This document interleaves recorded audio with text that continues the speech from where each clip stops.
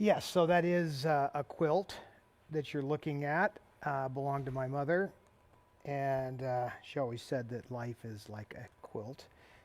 So these are some of the moments in her life in this quilt. And it's big. So we just, if I go all the way back, let's see what happens here. You can get an idea of how big that thing is. Stand next to that quilt, Kat. Okay, wait your a sound. second. I got to bring my battery with me. Wait a minute. Your sound is on. My sound is on. And I'm going to stand next to the quilt. That gives everybody a pretty good idea of how big that thing is. All right. It's very big, actually. It's even tall. It's even bigger than it looks because it's wrapped around. It's wrapped around this. This is a cool contraption. You put that on. Where do you find these things? It's a microphone stand. It's a big microphone stand. All right, I'm getting Show's open. Hi, everybody, and happy Saturday. Woohoo! It's Saturday. I'm so excited. Are you? Okay, good. I heard everybody say, yay! Everybody said. All right, I imagined it, but it was real in my head. Adult version of Mr. Rogers. Is it a quilt, Deb? Tyler asks. Is the quilt what? Is it a quilt? I said yes, Yep. It is a quilt. It's a beautiful quilt, and I don't know if you are able to get a close-up. Yeah, I mean, I on can it. zoom in there on it. You are. Super tight. So, because the close-up is has all the great pictures. What an amazing quilt this is, and it's. And that's I love quilts. So that's embroidered right there. So the Debbie name, and then down here, right there over actually, right here. You're looking at this. There's Todd. There's look up on the screen. Baby see? Todd, yes. And then above that, Carrie. And then over here is Carrie and Todd together. Okay. I'm going back into my seat to get ready. I'm so excited. I'm going to put your excited. camera on right now if you're ready. Well, I'm not quite ready. I got to get Facebook on, and then I will be ready. I've just got to get that. Oh, it does look really good. So let me get to my page. And, oh, this is so great. Oh, we have a lot of folks here already, which is great. I'm super excited. Okay, I'm ready. I'm ready when my mate gets here. Have I told you about the guy that I'm dating? He is so... You didn't tell me. Oh, I didn't know you were dating anybody else. he is so incredible. First of all, he's just... I don't know if you should admit this on television. He's the best man I know. And he is... Something happened and over here. It he's doesn't funny. feel right. You don't have a microphone on? Yeah, I do. Oh, you do? Yeah, the mics okay. are, the mics Anyway, are on. this guy is... He's really supportive of all my dreams. And, you know, he knows how to do everything and fix everything. And he's as cute as can be. Who the hell? Yes, his name is Todd Fisher. I've been dating him for quite a while now. It's a good thing. All right, let us begin. I'm very happy. Let me get my little legs wrapped up. So what we underneath me. did there is we showed the quilt. Yes, and the quilt is tonight's auction item, which I think is kind of fun. I was and very... you picked it out. Yeah, but I mean, I tell you honestly, it's... I mean, that was, you know, in her room or on her bed for many, many, many years. It was, and someone is asking who gave it to her, because obviously that was a lot of thought and a lot of, you know, to get all those pictures and everything. Do you think it might have been your grandmother? No? No? My grandmother did make things, but this whole thing is done with all of these photographs, and only I would have. I'm going to tell you the clue of the whole thing. I'll go to the wide shot for a second. But we were talking about this earlier, like where did it come from? Right. And so the clue to where it came from is actually in the pictures, because only I would have a lot of these pictures. But there's some of these pictures that even I didn't have. Like Okay, this so is that's interesting. Right. So this is like a snapshot. But some of these are things that only Carrie could have had, including this shot down here. Which I don't know if I can show this. Well, I'd have to get to a close-up. Anyway, there's a shot right here. It's pretty far away for them to see, of Billy. and Carrie, and nobody has that picture. Right. That's Nobody not a, that's except not, Carrie or me. Yeah. So, and since I did not make this quilt, and it had to have then been Carrie, and it would make sense because, It's so beautiful. well, It really all of is. these pictures are printed in areas where the quilting is then put together, but this had to be stitched together item by item. So if you notice what's happening here, this is stitched in, every picture is actually stitched in, and then these other pieces, and then this is all embroidered. Yeah, it's a beautiful, beautiful I have a picture of quilt. it, but I only bring it up because, I mean, I was very hesitant. I kept my mother's little blankie, Uh-huh. and I have Carrie in my blankie. But I'll show you the picture. I'll show you a shot of it. Where did that go? Here we go. Yeah, and it is her favorite color, someone just said, which is true, green. That is very true. So there is a close-up shot of it for everybody to see. But you'll notice down on the left, there's a shot of Billy, and it's embroidered to Billy. So I would have to tell you that Carrie would have had to have had this. It would have to have been me, and it wasn't me. So it had to be Carrie or me, It's beautiful. because nobody else would have access to these photos. That is true. Well, let me just say hi to a few folks, because this is the slowest start we've ever had. But this is our last. This is What my do you last mean? night. What do you mean it's the slowest start we Well, ever we had? didn't play the pre-show. The pre-show was the pictures on the quilt. Oh, well then. So let the bidding begin. Well, okay. Starting at $5. There you go. Just Well, that's the only thing we're auctioning tonight. So see, you I just put quilt and your bid next to it, and that's that, and off we go to the races. Well, and I want to just say that whoever gets this, it's got to be seriously taken care of and treasured, because I have no problem believing that there's not a person in this room that wouldn't treasure and take care of anything that is they get that here. is a hardcore. Yeah. This is hardcore personal stuff. It is, and it's I beautiful. mean, on a scale of 1 to 10, this is a 10 in terms of personal stuff. I mean, no, we've sold more expensive stuff, yeah, but in terms But of a that's not personal the item, I mean, this was exercise, on yeah. her bed. This was something, that she treasured. And my grandmother started this. My grandmother made quilts, pretty elaborate quilts. So it was a good thing that you brought up. The only thing, that's why I thought it might have been her. but she never would have gotten all the pictures. And I mean, it's a real long shot. If she did, she would have needed a lot of help. She had no pictures like that. Right. So And it's hard to believe that it would have been her. I love it. I just think it's great. So But I just lucky wanted to person say is going that to be happy tonight that with that. my mother, through my grandmother's discussions, used to talk about how life is very much like a patchwork quilt.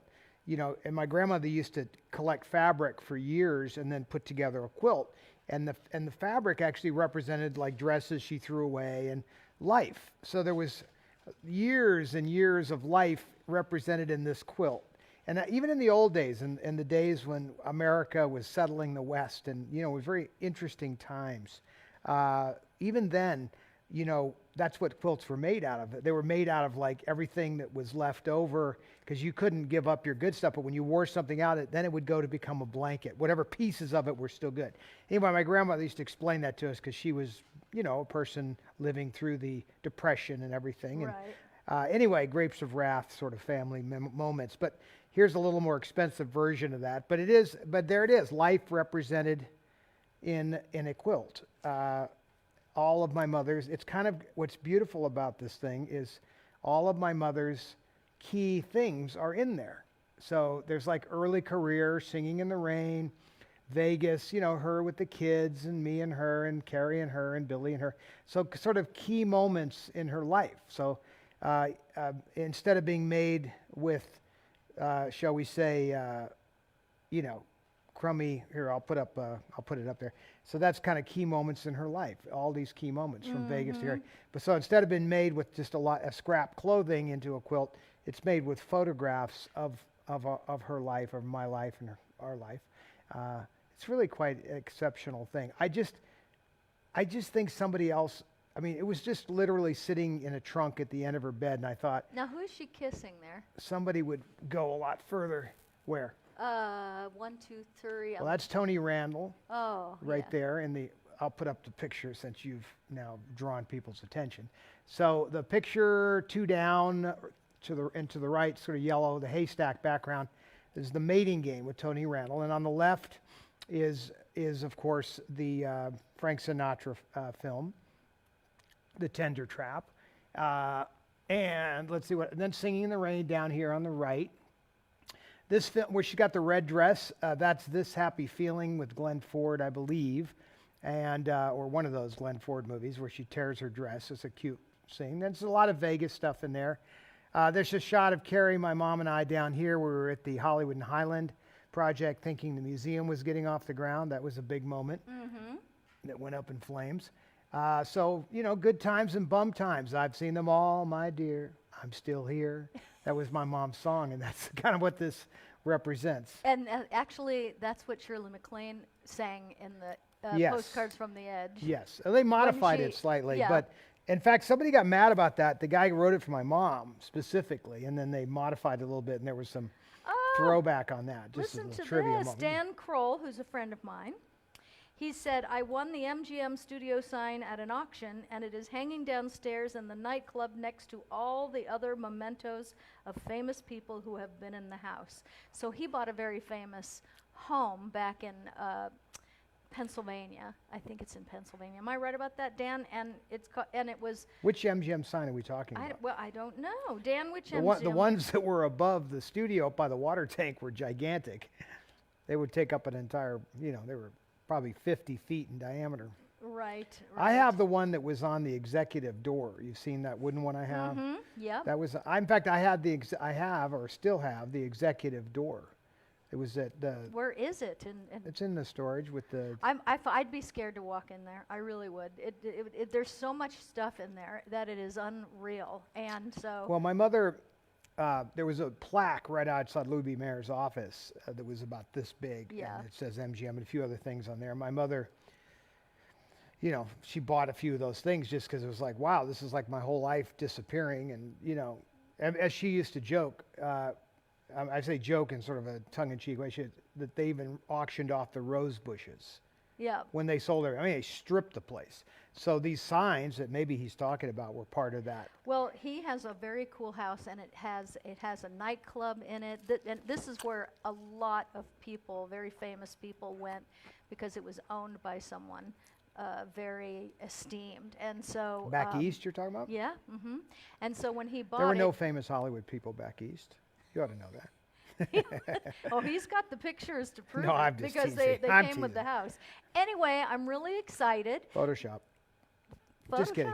Just kidding. I'm joking. Oh, okay. So I'm really excited because in 3 days I leave for West Virginia. Is that right? Saturday. Today's Saturday. Sunday. The Mountain Mama is leaving in- for West Virginia. I leave in 2 days.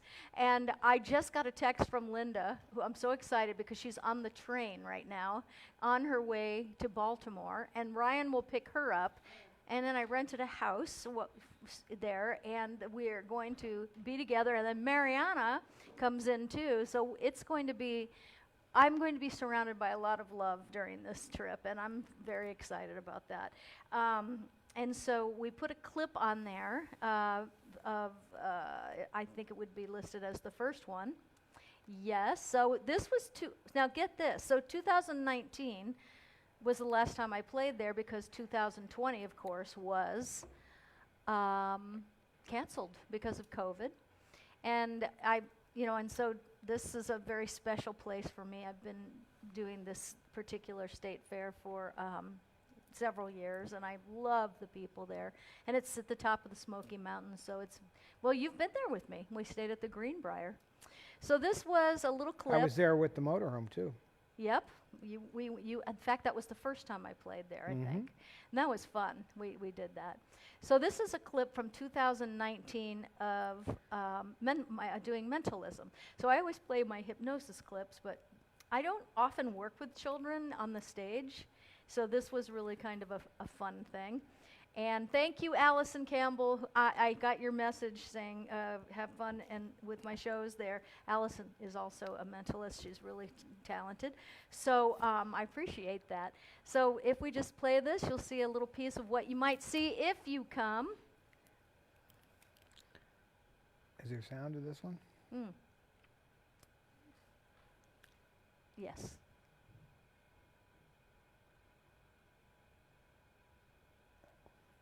Well, we'll show the folks at home how it's done, as per usual. I don't know where the sound is, but anyway, I don't think we can get through a show without show the folks how it's done at home, right? Well, So the sound is on. can they hear it, or is there no sound? I don't see any sound. Well then, Apple TV is on, and I could share my screen and play it from here. yeah, I think that's a good idea. Hi, Ryan. I didn't even know you were in there. Hi. Yeah, I'm so excited. Okay. well, you know what? So Ryan can play it from there? Well, let sure me can. just see if this other video has sound. So No, that's not the next video. it's the next video that I need to see if there's sound on it. Okay, great. Otherwise, you could just let Ryan do it. But Ryan, that would be too simple. Well, we do what we need to do. He's got one of those minds that needs to figure things out. And after all these years, I've learned not to try to change that because it's of no use whatsoever. And he usually does figure it out. No, I but mean there just is no audio on those that's recordings. okay because Ryan can play it. Sure, go ahead. Okay, Ryan, let's try this again. And 5, 4, 3, 2. Is the Zoom shared with the folks at home? That's a Todd question. There you we go. Okay.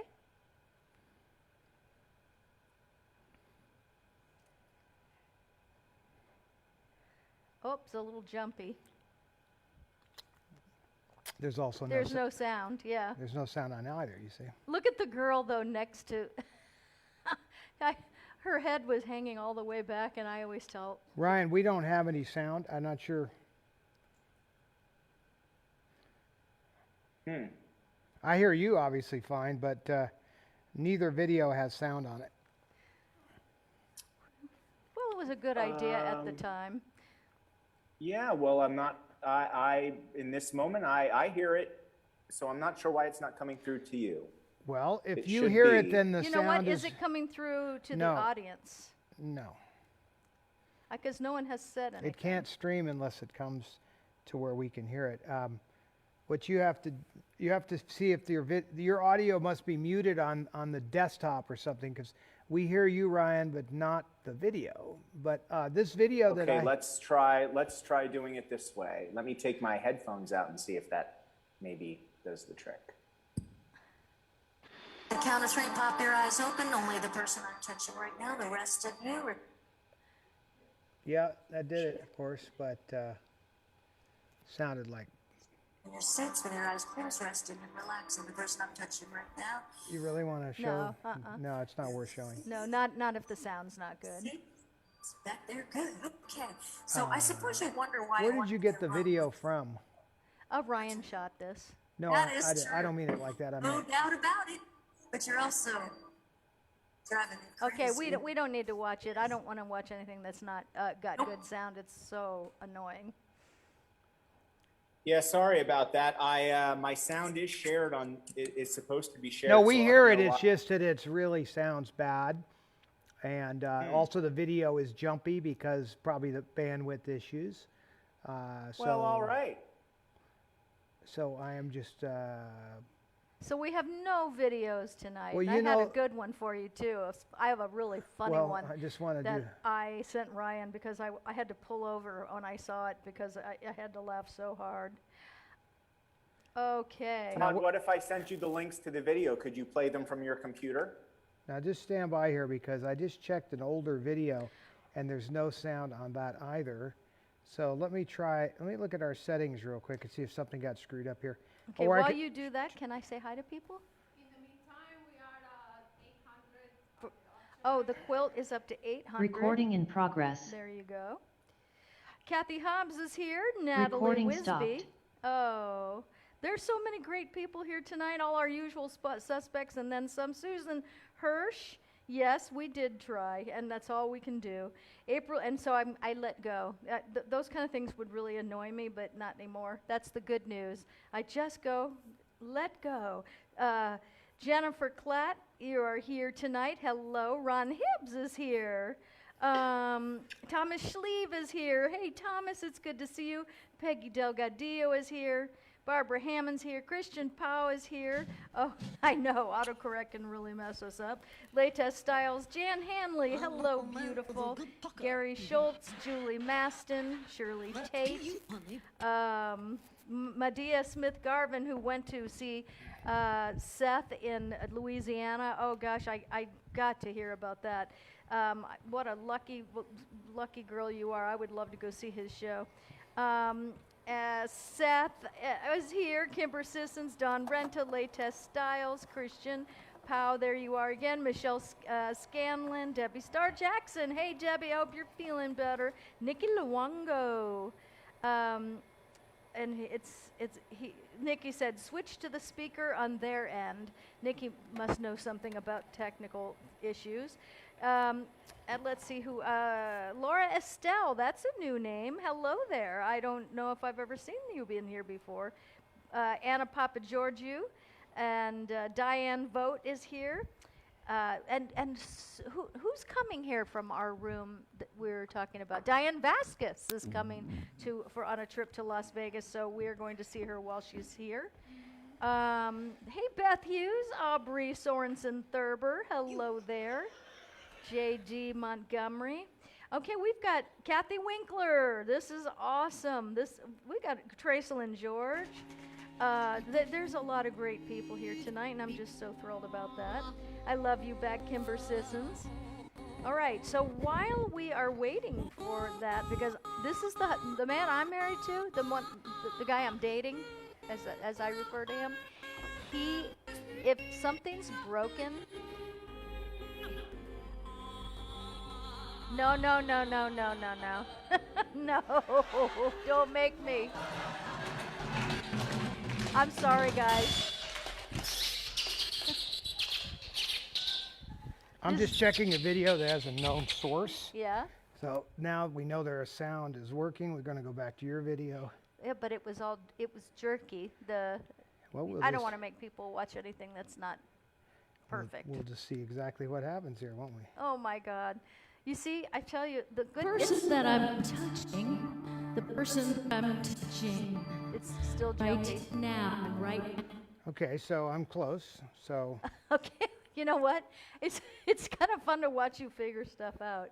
But what's great, I learned from our first date. I'm going to make this happen right now. Okay, Frank Ferruccio. He says, "I love how Todd is." Frank, I do too, because getting things fixed, it's always going to happen. It's right awesome. Now and right now only. You're How'd going you to do that? At the count of 3, pop your eyes open. Only the person I'm touching right now. The rest of you remain in your seats with your eyes closed, resting and relaxing. The person I'm touching right now.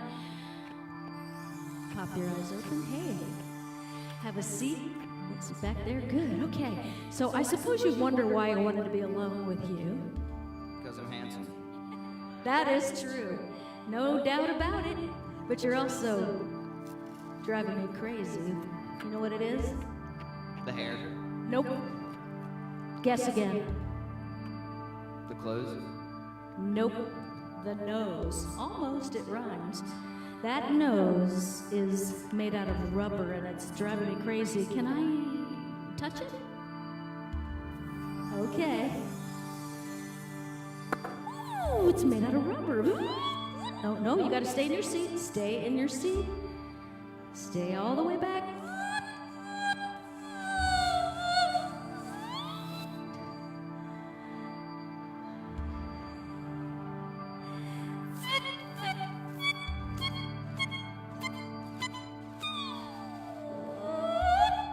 Okay.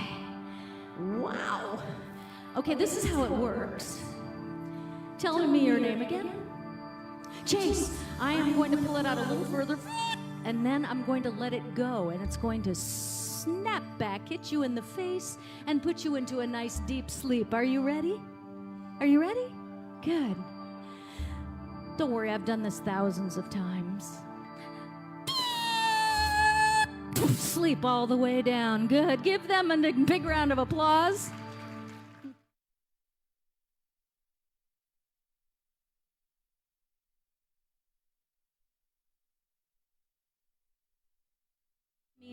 want you to stop me. Tell me when to stop. No, I'll stop. You just tell me when. Here? Or do you want to do it again? Again. Here we go. Here? Okay. I want you to look at the first word on that page. Okay? Now what I want you to do too is tell me if you'd like to stick with that word or would you like to go again? You're going to stick with it? Good. All right. Let's put it over here. Put that word in your mind. I'm going to need you to think about it because you're going to send it to me. I need you to do the same thing, okay? And we're going to test everybody's intuition, which is really fun. How many people think they have intuition? Okay, good. Jesse, that's excellent. That's excellent. That's excellent. I'd love this. Good. Good. Give yourself some credit because intuition is the most important thing you are ever going to need in life. Sometimes we're required to make quick decisions, quick decisions, and you just have to trust your gut. Bam, first choice, right? So here we go. I want you both to think of your first letter, all right? Focus on only the first letter, and I need you to send that to me right now. Hold my hand. Send me that first letter, both of you. Perfect. Ooh, I have a really good connection with you.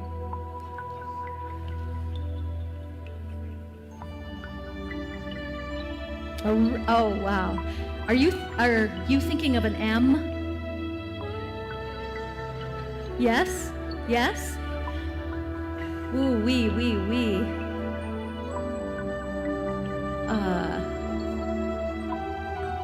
Think of the second letter. Send it to me. Say it in your mind. I. Excellent. I'm going to let go of you for a second because I have a really... Okay, look me in the eye.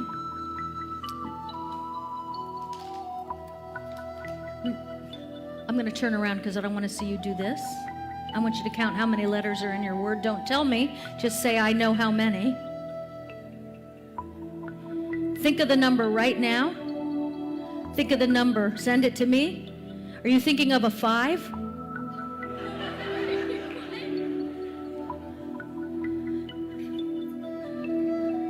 Throw those letters up in the air. Shuffle them in your mind. Just those 5 letters. Da, da, da, da. I want you to focus on one of the letters right now. Is it an N?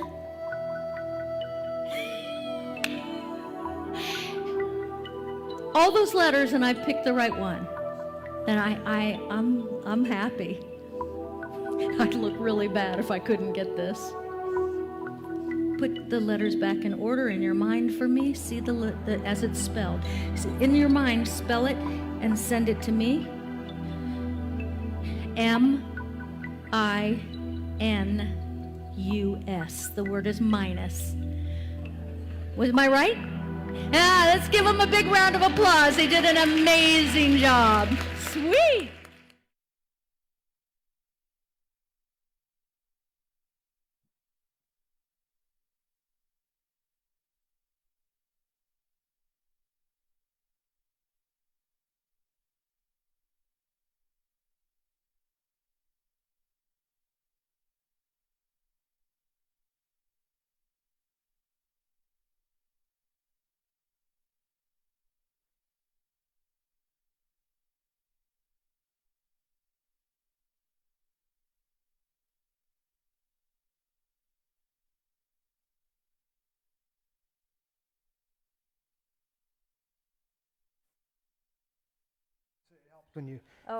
I was a little sidetracked there. Okay.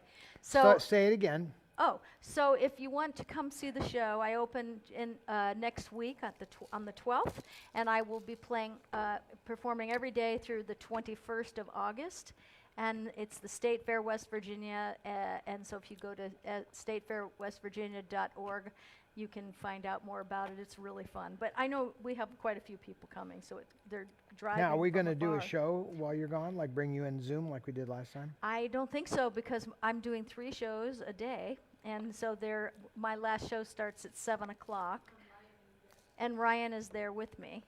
So Well, I'm not sure. Henry and I pulled off a show. We had Ryan to help out a little Yeah, bit. though. exactly. But No, I'll but have that- them with me. But I don't see why you shouldn't do one by yourself. Everyone, look at their Harding. They Well, like this idea. You know, I mean, I could come up with something to talk about. I mean, I have a few subjects that I can. I happen to think that you're most excellent at Most yeah, excellent. as a raconteur. You are really truly an amazing storyteller, and that's a wonderful thing to be. Thank and you. so I think, yes, you should have a show while I'm gone if you want to. I'm my last show is at 7. You know, I could to 8. just read a story out of the book. Yes, you see, that would be fun. People actually pay for readings. You know, you just get to hear the writer read. Yep. I ca- have done that at bookstores when my I have books too. come out, and it's something people don't do anymore. I It's a could very tell rare some thing. spurious story out of the book. Spurious. You like that word? I do. That's the word of the day, the absolute word of the day. So, a lot of people, actually, last night when I was on, someone was talking about how scary it is to fly these days because people have been losing wouldn't their know. minds. I know you don't fly, but the people have been losing their minds, and what do you think is happening? That people lose their minds and jump out of their seat and start to go towards the cockpit or pick a fight with another passenger, and what's going on? Why are Well, people doing this? For starters, that's a broader question, but in one respect, you are asking people to do something that's never been done in the history of air flight. Since the Wright brothers, no one has been asked, and other than a fighter pilot, to wear a mask. And the masks that you wear in an airplane, because I have flown for the military, are actually oxygen masks. So you're actually getting fresh air. You're not just rebreathing your own carbon dioxide. Yeah. Now, it's been said that breathing carbon dioxide for extended periods of time is potentially not a good thing. So you're rebreathing. Now, if I'm having let's say I'm being, what do you call that word? Like I'm hyperventilating. Yeah. Now you want to cut off the oxygen supply, and a mask is a good thing. In fact, they give you a paper bag to breathe in, right? So this calms people down. But what studies, I ask you, have been done where people have been asked to wear masks for hours on end and rebreathing Yeah. their own air? So you think that this? I'm just saying. So people that are anxious, or I'm just going to say that you I can't believe you haven't answered for me. you on this, cannot so that's- blame everything on the times, other than to say that is the defining difference. Okay, now there's another factor too, which is that we have altered certain rules in the world, in this country, where we have made misbehavior an unpunishable offense. Yes. So some of the misbehaving that goes on really nationally, is basically unpunishable. People are looting, people are speaking out and acting out, and there are really absolutely no laws that seem to be put into effect. We have laws on the books that say you can't behave like this. So watching people misbehave is also because there are no consequences for your misbehavior. However, I'm still going to give you a little bit I'm going to say there's a percentage of this, which is this claustrophobia, keep the mask on for hours on end, and rebreathing your own carbon dioxide. So Okay, so someone here is saying that, that studies have been done. Surgeons wear masks for hours during surgery with no problems. have you seen the masks they wear? Because I have.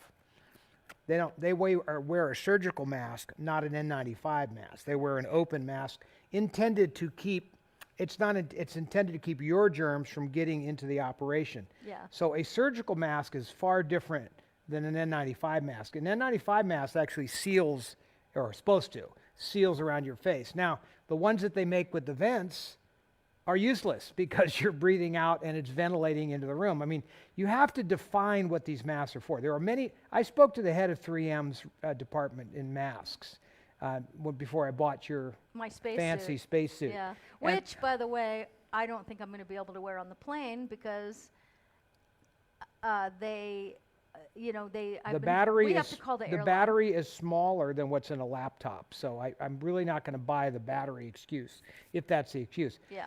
And again, the point is there are many masks made for many different purposes, and this has been going on forever. We've had mask technology, and when I spoke to the head of 3M, he's like, these are what these masks are made to do, and we're asking people. It's like the cloth mask thing he's saying is kind of a joke. Like you see all these politicians wearing these beautiful, and we've done it too, the beautiful masks. That's fine, like if I go achoo, or if I'm just trying to keep the dust down.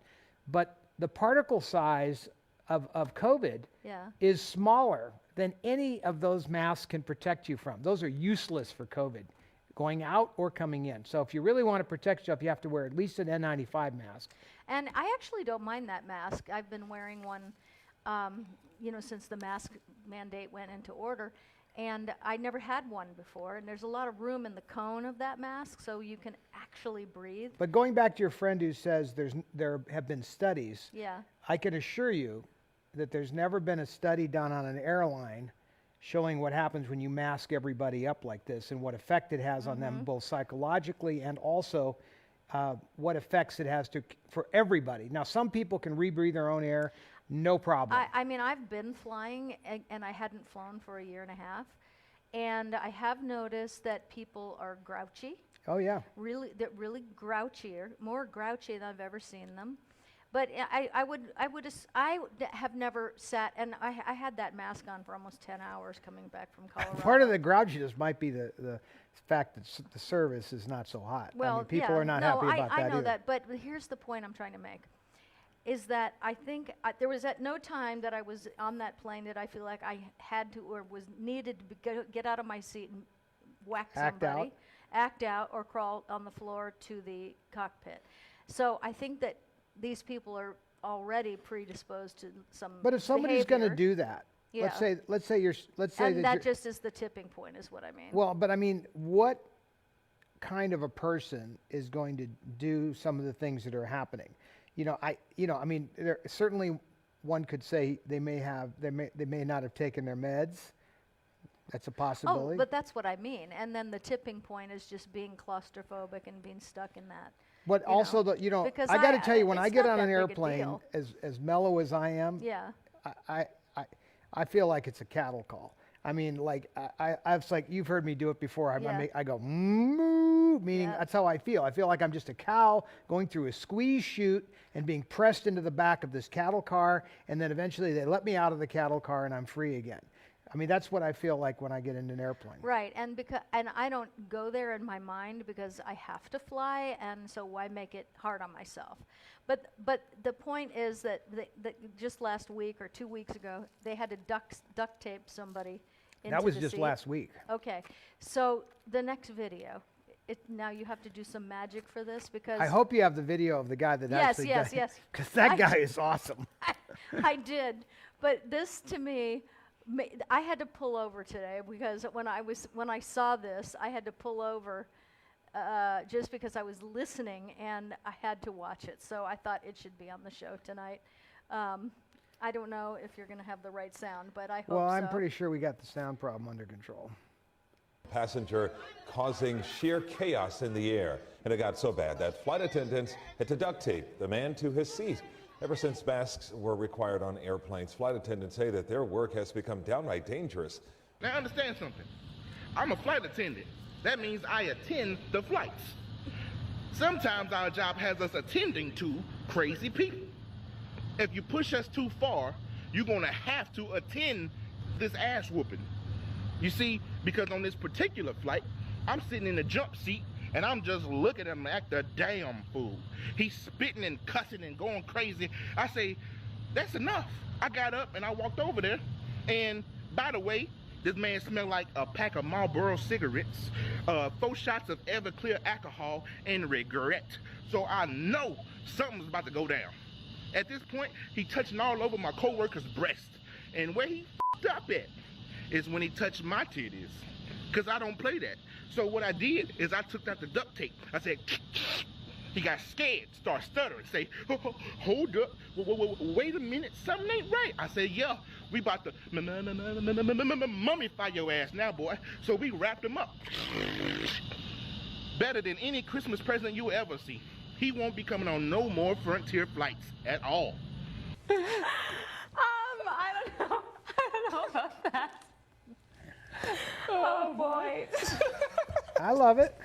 That made me laugh. It was just one of the you know, if it's just anything that makes me laugh right now like that.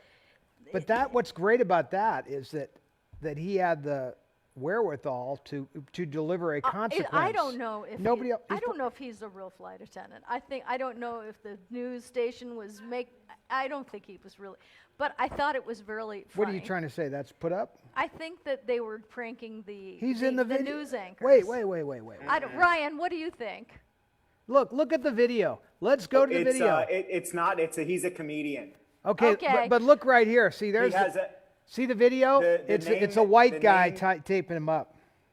But the name of the guy who shared the video is the name he uses for himself. Yeah. And he has a whole YouTube page of.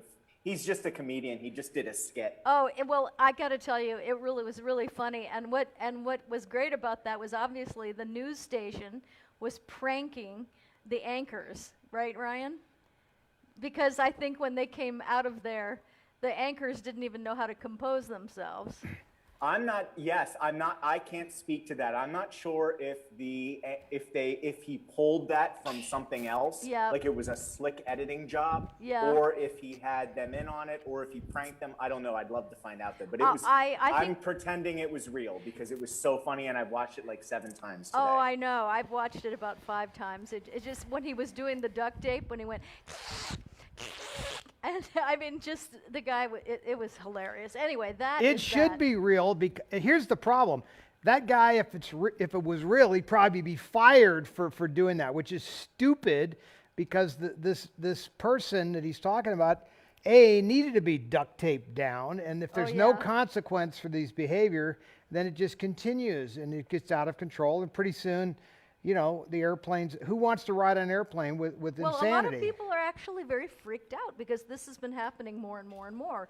But, you know, I'm about to get on a plane, so I don't want to freak myself out. But, they don't have air marshals on the planes anymore. Which they do. But no, Todd, if they had air marshals on the plane, this stuff wouldn't happen. Well, they used, on international flights, it was mandatory. But after 9/11, we had air marshals on the plane. And I felt really good. I had to fly because I was gone during 9/11. What happened to the air marshals? Where'd they go? Well, we had air marshals for a long time, and I didn't know that they weren't on the planes anymore until all this started happening, and I realized, oh my God, right? So, but I think, There certainly have been more incidents, but I've also been told by a lot of people that fly that planes are packed. Yep. That's true, every right? plane I've been on has been packed, yes. And services are down. Yep. True or false? It's true because they have less flight attendants because people aren't coming to work. Okay, so there's less service, no frills. You don't even barely get a drink of water, right? Right, and there's no more. You can't get alcohol on a flight anymore. Well, I've never. Actually, I think a lot of people that are afraid to fly get on the plane and anesthetize themselves with a cocktail or something just to relax through the flight. Well, more people are afraid to fly than you would know, just because people come to me all the time to help them overcome that. You know. So I know that it's a big phobia, but air travel is incredibly safe, and the bumps that scare people, you know, all of the turbulence. I mean, it is like a speed bump. I like to tell people when they're talking about like turbulence in a plane. I said I was working on a film one time, and we were at an air show, and I had an opportunity to go up in a 747 that did a loop. Yeah. A loop. So, and I was looking out the window. I was just sitting. I wasn't flying. I was just sitting. A 747. 747. You in a loop. Yeah, you know how big a loop. No, like it seems a loop. impossible to me. So the plane goes like this and all the way over, and all the way back, and you're looking out the window, and the wings are. You wouldn't believe the flex. The amount of abuse that airplane could take is so far beyond your imagination that whatever you've been through is probably 10% of what this plane could deal with. They are so well built. I mean, literally, they can handle a lightning strike. They can handle turbulence that you wouldn't believe. If you're seatbelted in, you're in pretty good shape.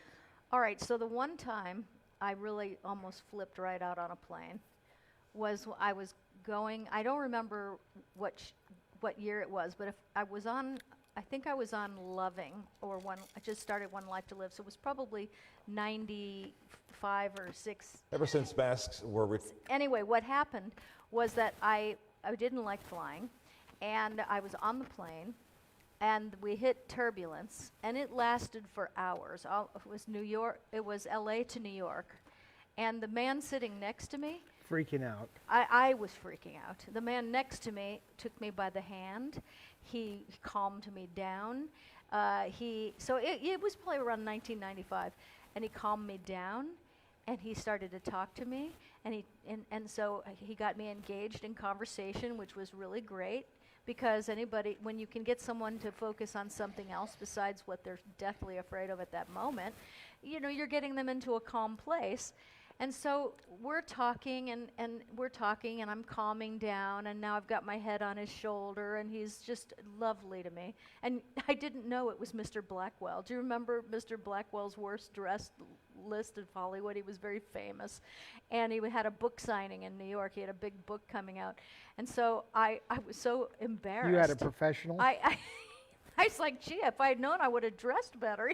I'll end up on the 10 worst dressed list at the Oscars. He was very well known for that sort of thing, but I went to see him at his book signing the next day, and it was really nice. But if you're ever sitting next to anybody on a plane and they're freaking out, if you just can be calm yourself and get them to communicate with you and talk about it and just get them to get off that subject. And if that doesn't work, bust out the duct tape.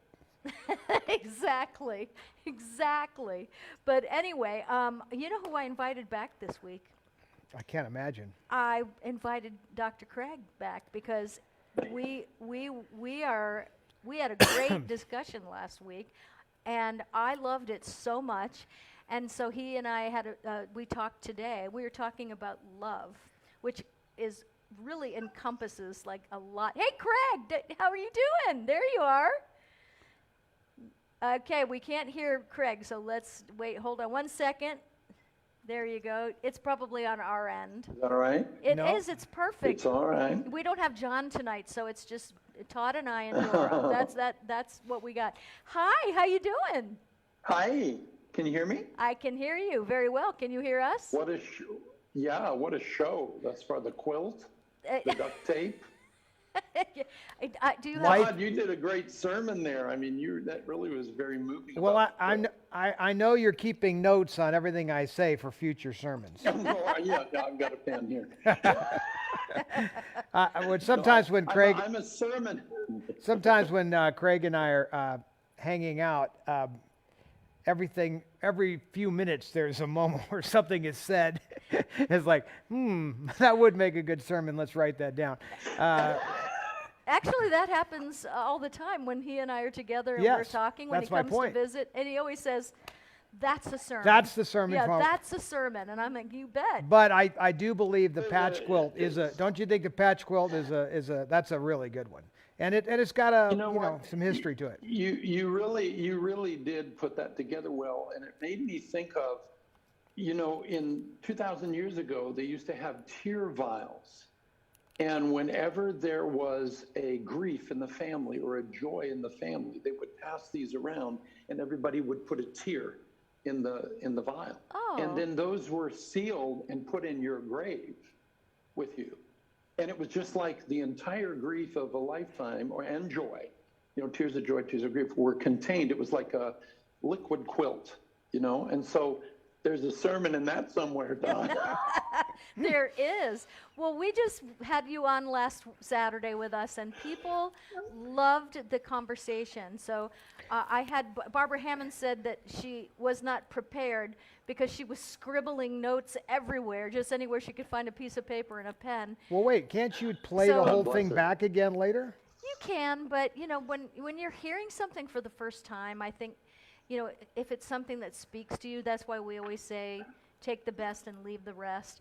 and whatever speaks to you. And, but I think that, if you have a chance right now to get a piece of paper and a pen, get one, because I think we're going to get some good stuff right now. Are you sure? Because I thought, am sure. Craig and I were talking.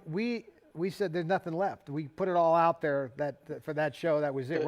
We're just drained. It's like we settled it. It's just over. I lost 40 pounds after that sermon. Just all the wisdom was gone. Chew on that I've for a been eating little all while. week to get this. Yeah.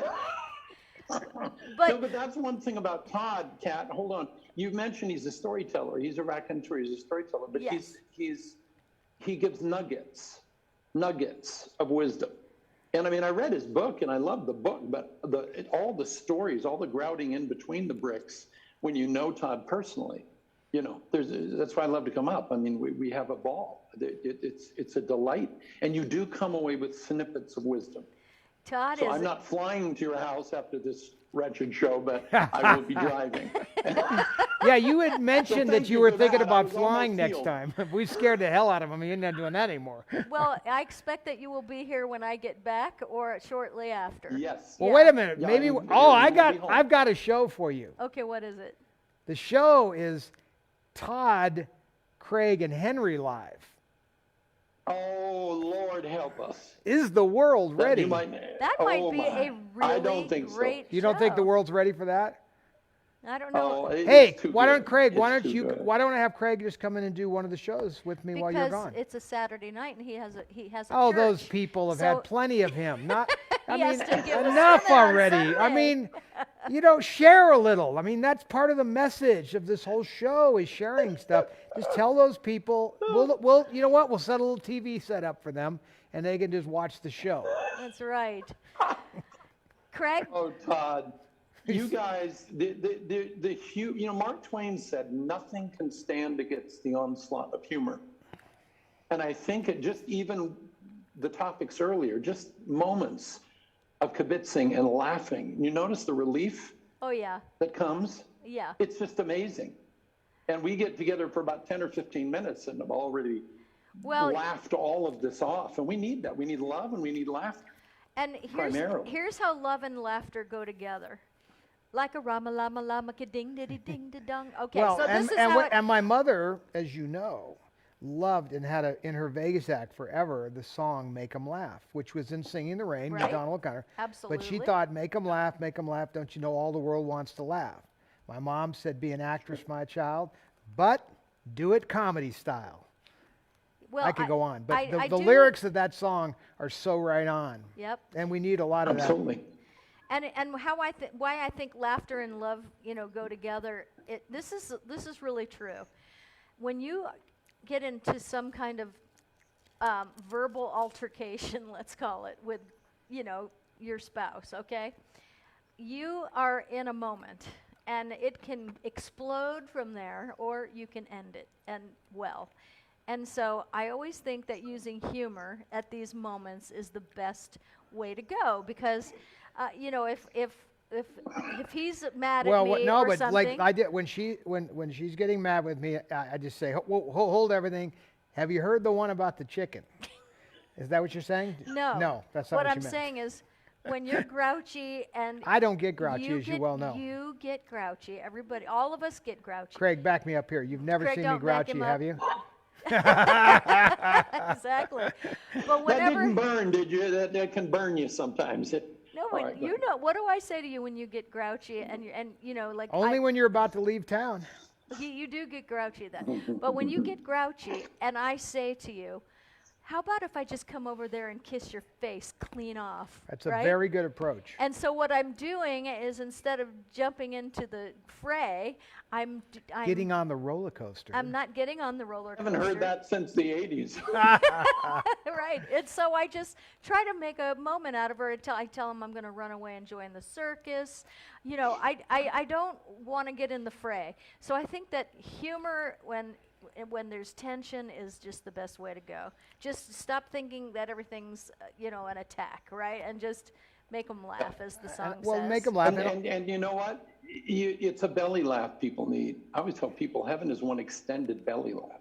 Yes. It's like God saying, look at this. And you go, wow. And he goes, all right, look at this. Wow.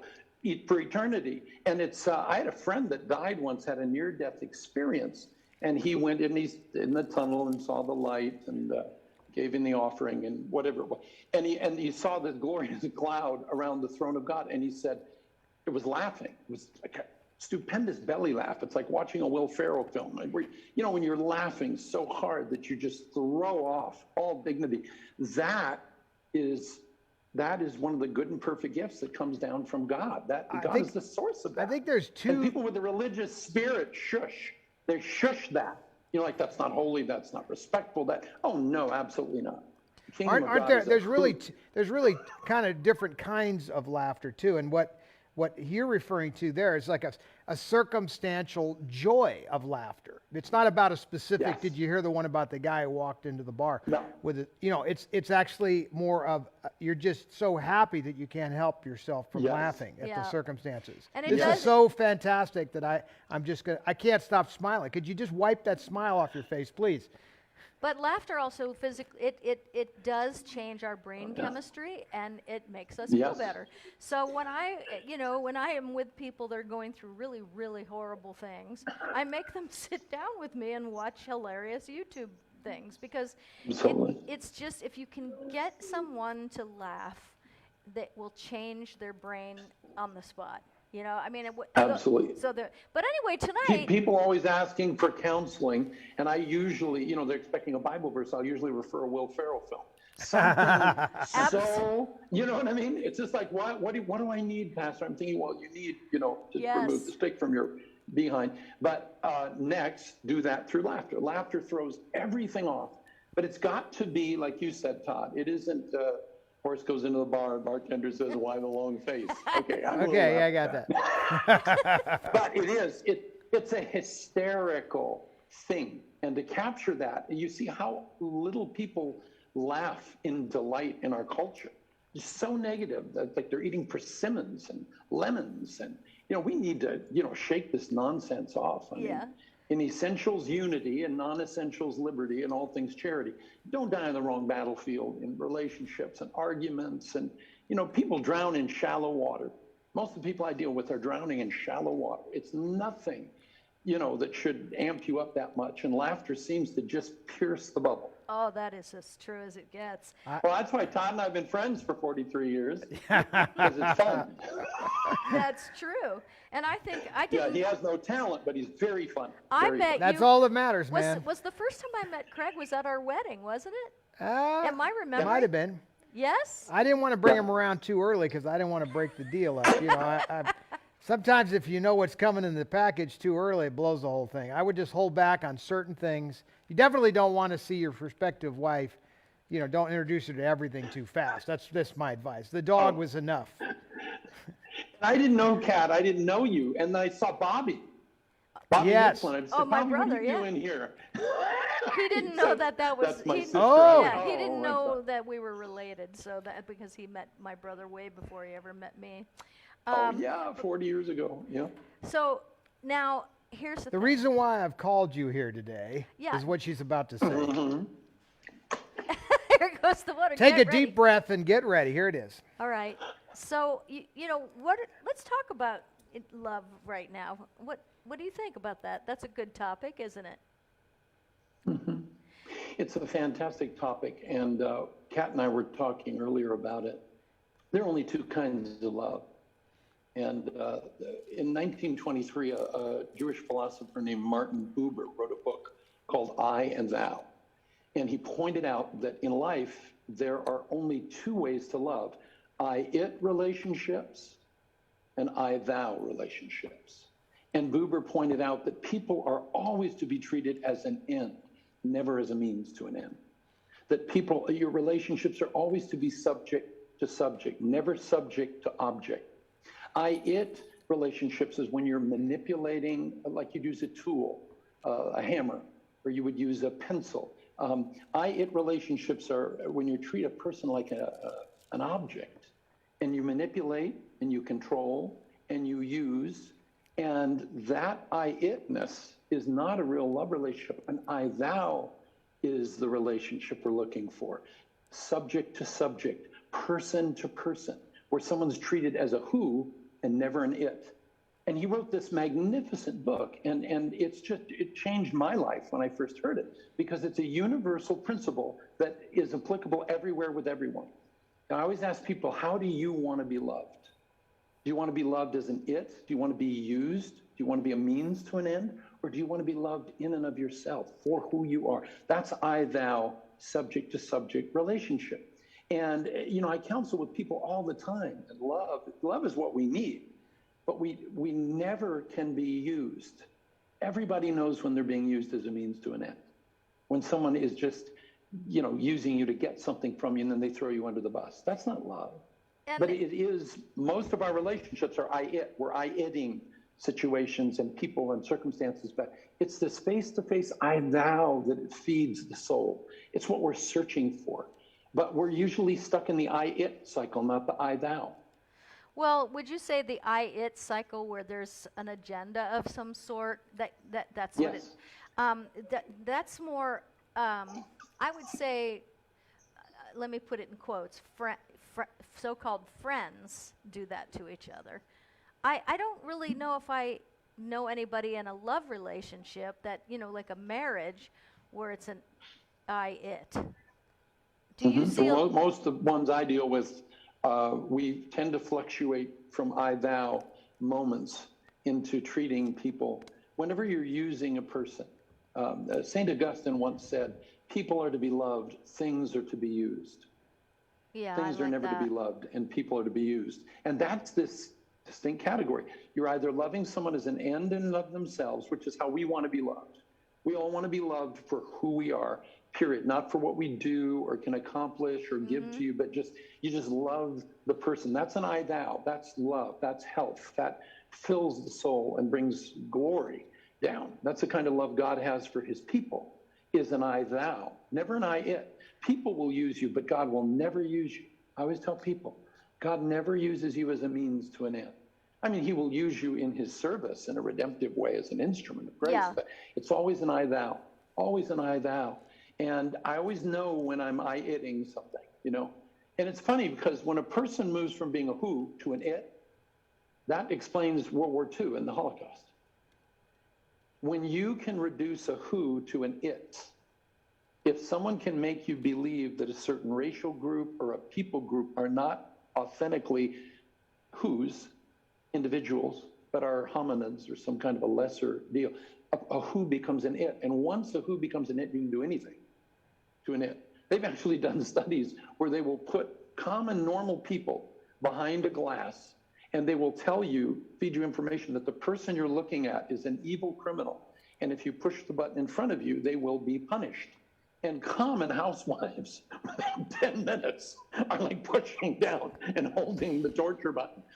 It's very strange. Once you convince someone that that person is an it and not a who, you can do anything. So to them. That's what Hitler did. Hollywood has been using this principle forever because in order to justify, especially in the old days, to justify killing off a character, you have to do something in the story where the audience is okay with that. Now, the number one thing that you would think would do it would be this person has hurt somebody else. They beat up on an innocent person. But the number one thing, and the study has proven in Hollywood, is if you hurt an animal unjustifiably, you're done. You can kill that person off indiscriminatally, no problem. No, everyone's perfectly waiting happy. for it. That's true. It's just, but what's funny is that we've been so, I guess you just say, saturated with killing in movies that it's easier to justify killing off a person than a pet. Anyway, but your point though is that but Hollywood has studied this carefully, and the point is that if you abuse people enough, then you can kill off that person. You can change their value to the point where they can be executed, right down to the movie Judgment in Nuremberg, which really, I know it shows the. Well, and it explained on a judicial level, why the judges in Germany justified that it was okay to allow no justice for this class of person, and even to see them exterminated or sterilized. ironically, the United States was practicing similar things in the day. Oh yeah, we were first in eugenics. Yeah. Yes. So well, But it's interesting, Todd. To your point, is that Heinrich Himmler and Joseph Goebbels said, delousing. If you have hair lice, when my kids would get hair lice, it's one of the nastiest things in the world. You gotta do the shampoos. You gotta get the knit comb. You gotta go in and get all the eggs out. It's horrendous. And Himmler said, "Is delousing someone with hair lice a moral issue?" They said, "No. Jews are just lice. And we're just trying to get rid of you exterminate rats. I know on your property, you don't have a moral problem. Buck doesn't have a moral problem with that." That's right. Because, but you see, once you reduce a person, like you just said, to delousing isn't a moral issue, getting rid of rats that are eating your food is not a moral issue.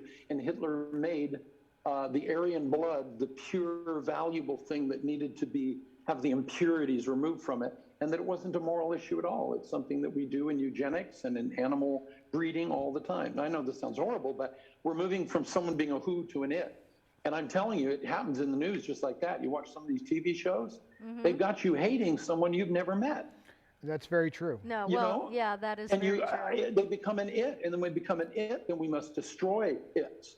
There's the us and the them, and we see it in the media all the time. Well, and today I just watch someone politically be a too, who and then become an it. So yeah, and obviously, a lot of the political factions are using these principles to try to keep these separations between parties and beliefs as far apart as possible.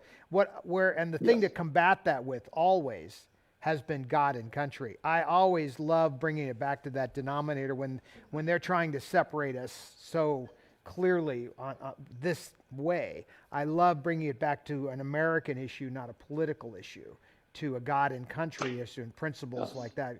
But it's used every day on the news. You see it. Yeah. Right. Yeah, you move them from love because you can't use a thing when you have an I-thou relationship. Like they say in a relationship, when you're touching someone's hand, it's very difficult to slap them. When you have conversations, touch one another. That feeds the I-thou dimension, because once we start I-itting one another and everything, it's over. Love is the answer. True love. Well, Kathy Hobbs, who is one of our people in the room with us, and she's usually here every week, she said that she has trouble accepting about taking blame even if it's not. I'm very bad about taking blame even if it's not my fault. Okay, so I'm trying to understand that about taking blame. I think she means accepting that she had a part in something, Well, it sounds like somebody's putting something on her. Right, and but there are people that don't take personal accountability, and this is a real problem because again, we're not taught this growing up. Well, and you don't know what you don't know, and so that's the stuff that I like to talk about, because that's where the gold is, and when we can learn how to get out of our own way. So personal accountability is a huge important thing, right? Yeah. Well, they say never take constructive criticism from someone who's never constructed anything. You can't just allow everyone to speak into your world, and everyone. We talked last week about safe people. Yes. That book, Finding Safe Relationships, Dr. Henry Cloud, Dr. John Townsend, because there are traits of safety. And only when you feel safe can you receive even constructive criticism. It's been said, you must fall out of the boat of truth into an ocean of grace. You never go to a spouse and go, number one, I hate your shoes. Number two, you always this. Number three, you never that. You got to say one thing, fall out of the boat of truth into an ocean of grace. And if that isn't how it happens, then we will put our armor on. I will. I mean, if I don't know someone and they come at me, we're assaulting one another in this culture as never before. I've never seen such disrespect overall. But see, that makes it necessary to wear our armor. Armor is great in wartime, but it'll kill you in peacetime. Yeah. You'll drown in Oh, in the yeah. shallow You'll end. drown. I know. A lot of us Yes, have sir. heavy armor on, that's for sure. Well, And we needed it. We Yes, needed it yes. in wartime. Yeah. Yeah. Well, but even And so today that's why more it's than hard, I ever, think. today more than ever, Yeah. we do need to be able to defend ourselves and wear our armor. But you also need to be able to take it off. It's a burden. But Yes, truthfully, it is. it never has been a better time where you do need to have the ability to protect. I love telling the story about my mother's ex-husband, Richard Hamlet. I won't tell the entire story, but suffice to say, I didn't really know this guy, but we were building the hotel. And he had designed this ridiculous showroom for my mother, which was highly inappropriate. And I said, no, we need to, this is a star here. She needs a real showroom. We're not going to put her in a lounge after 50-year career. I know that's what you want to do, but that's not right. So, and he started getting annoyed with me. And anyway, it turned into this thing where he was cursing me out. And my mother had a hold of my leg under the table, like thinking I was going to come back at him. But like we were talking about last week, you don't cast your pearl before swine. I wasn't going to fight with this guy. It'd be no benefit. So at a certain point, he's gotten so loud that people are looking in the restaurant, and I just excused myself and I left. And she had brought me in, to design her showroom. But what had happened later that night's the most interesting, and it tells you something a little bit about my mother's personality too. About 1 o'clock in the morning, I knock on my hotel room door, and there's the little TTMS. Oh, teeny tiny movie star standing at my door. And she says, I'm so sorry.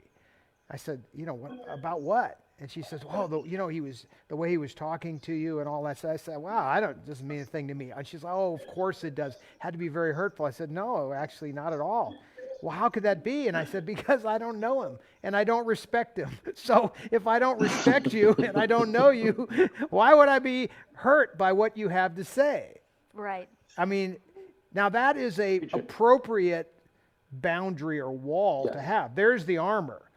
But I was good at that. I had learned that practice. But that's a great example. And she never could understand that. It was hard for her to grasp that concept. And then that helped her. Your name was what, and you matter how? That was your... No, that's exactly right. Exactly. But that's a kind of a cool story, because I think we all do that when someone says something to us that it is inappropriate or hurtful, and even if we don't consider really know the them, source. Yeah, we don't stop to consider the source. I had a Karen today, by the way. A what? I had an encounter with a Karen today. And my phone was put away. I couldn't even tape it. That would have been a good... That's a lady with I want to see the manager haircut. Now, I'm telling you that it's wild, because they're flipping out and saying crazy things to you, and you're like, I've never seen you in my life.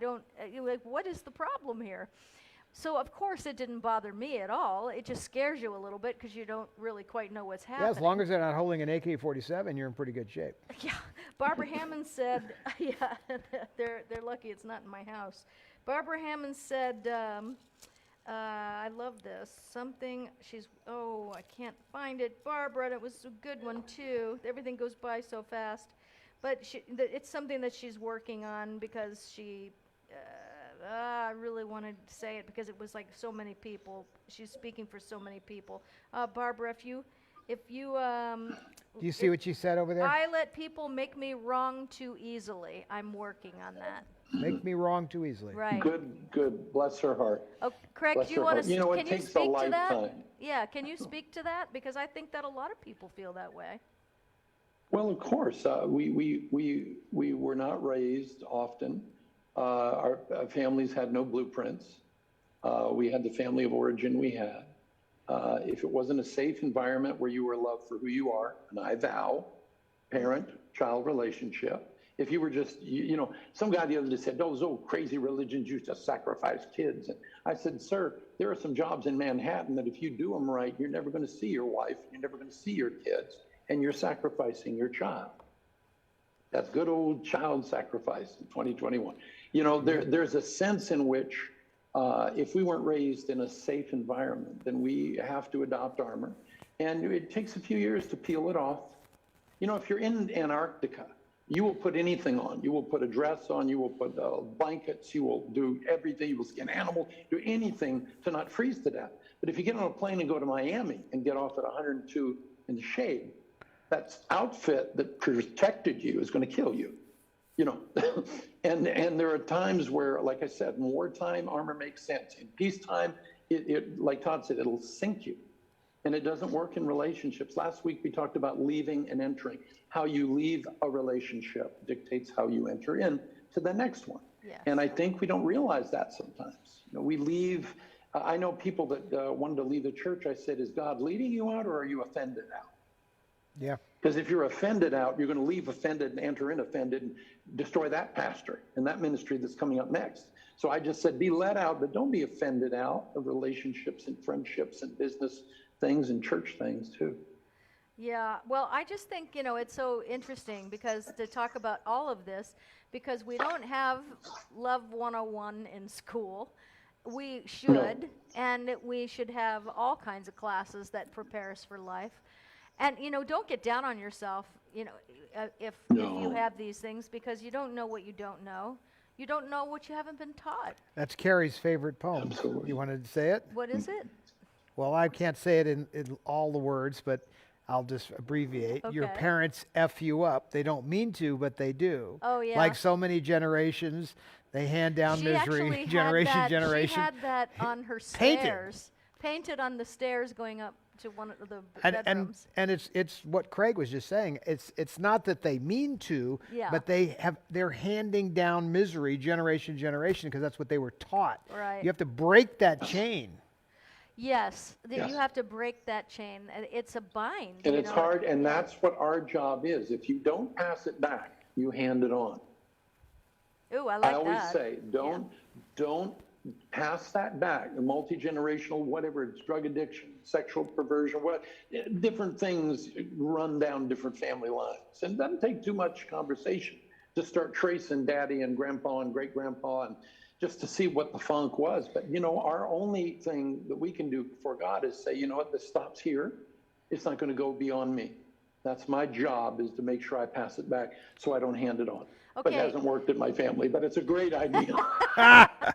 But it is a great idea, and I want to really just kind of, before we end the show, I do want to like get inside that a little bit, because breaking the pattern that came before you, and I guess they call it the sins of the father, you know, Sure. as a simple, you know, because your patterns are handed down, and some kids survive it pretty well. And other kids that grew up in the same house, I think I'm you know, kind of an grow up in a expert. ball, I'm you know, I'm a so- bit of an expert in this field. Yeah, you know. it's true. It's true. But what can You're a people survivor. You've survived everything. but Well, it wasn't just about survival. I can remember consciously watching my father's behavior, since you brought up sins of the father, you know, and thinking, wow, that is something that I would not want to be. Now, I fortunately had some good role model stuff going on with my mom. She was amazing, Yes. and she had good people around her to boot. But when I would see some of this behavior, I would think, gee, that's just not right. So sometimes you don't get taught enough to have that mirror, to have that comparison, to be able to make that moment where you say, that's just not right. I'm going to change that. But I did. And when I saw my father, and he did little things, I don't have to tell all the stories, but he would do things to me, and I'd think, geez, I'm just not going to be that way. And I made a choice to not be that way. And with God's grace also, you know, I was able to break that. I don't know if it's something you can do on your own, because I only did it one way, and I did it with God's help. Yeah. But it may not be a thing that you do on your own. Like maybe you're not tough enough to kick a particular habit on your own. And I don't know that you break that chain on your own. I think. Well, first of all, most people that are in patterns don't know they're in patterns. Am I right about that, Craig? I mean, that's what I see, is that... Well, like we said last week, recover or repeat. Yeah. Most of us are in circularity, and we're not aware Right. that we're just following the elephants around the stage. And when somebody who really True. cares about you and loves you and you have a trust with, you can have that conversation without getting your feelings hurt. And that's the point of safety right there. I always say, are you looking Yeah. through your glasses or at your glasses? Yeah. Because you're looking through your glasses and I'm looking at your glasses. Are you looking through your life or at your life? I'm looking at your life. So I can see you in a way you cannot see yourself. But if I'm warm and loving and I love you in an I-thou way, then I will have access and entrance to be able to, with mercy, falling out of the boat of truth into an ocean of grace, to perhaps suggest help, not preach at you, not yell, And one line that would have saved my life that I heard, I knew Billy Graham's photographer for years, Mr. Russ Busby. But Russ used to say, in my opinion, and I may be wrong. Yeah. Yeah. And then he would, and I said, Russ, if I knew that 45 years ago, he didn't say anything. Right. In my opinion, and I'm probably wrong. And then there's no cash on value on this. Someone can actually hear you and flush it. Great if setup. They want to. So that's a great free. setup line. Yeah, no, it's a really gentle, I never beautiful learned that, way obviously. to do that. But yeah, but He's still growing. He's as sharp as a tack. He's still got it. Yeah, it's. But again, it's such a hard thing, and I know my sister would always ask if I minded, or if somebody if she wanted to give her opinion, she would ask for the permission to do that first, right? Yes. Which I think is really nice. Yeah. But when we live Yes. alone, we don't. Our spouse is our mirror, really. That's. You look into your spouse's, and they're your mirror. They're there to tell you the truth.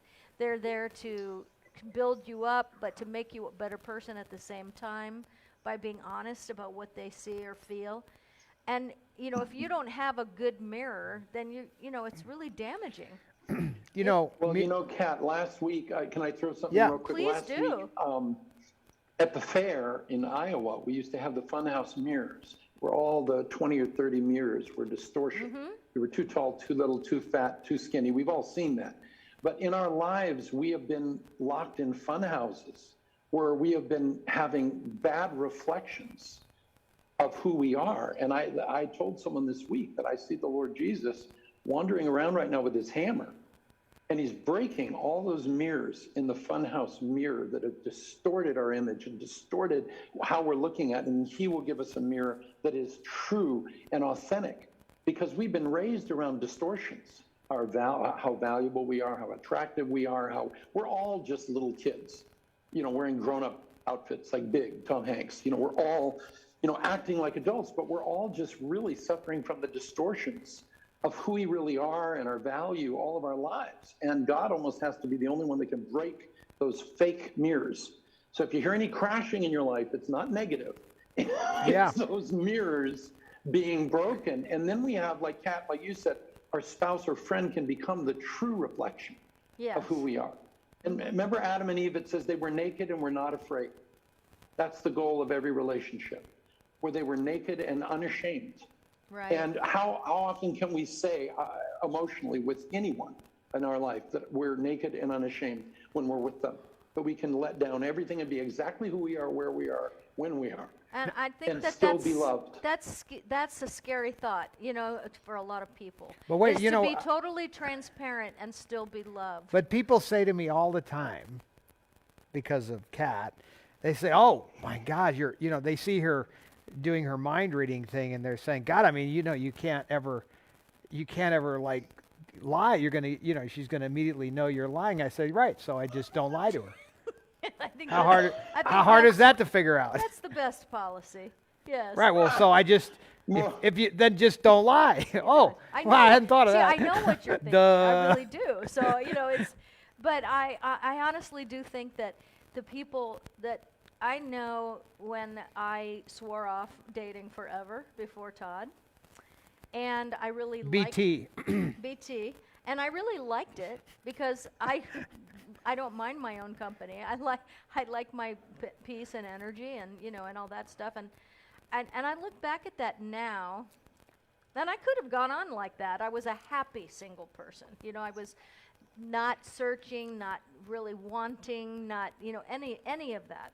And I look at that now, and I wonder if that was armor.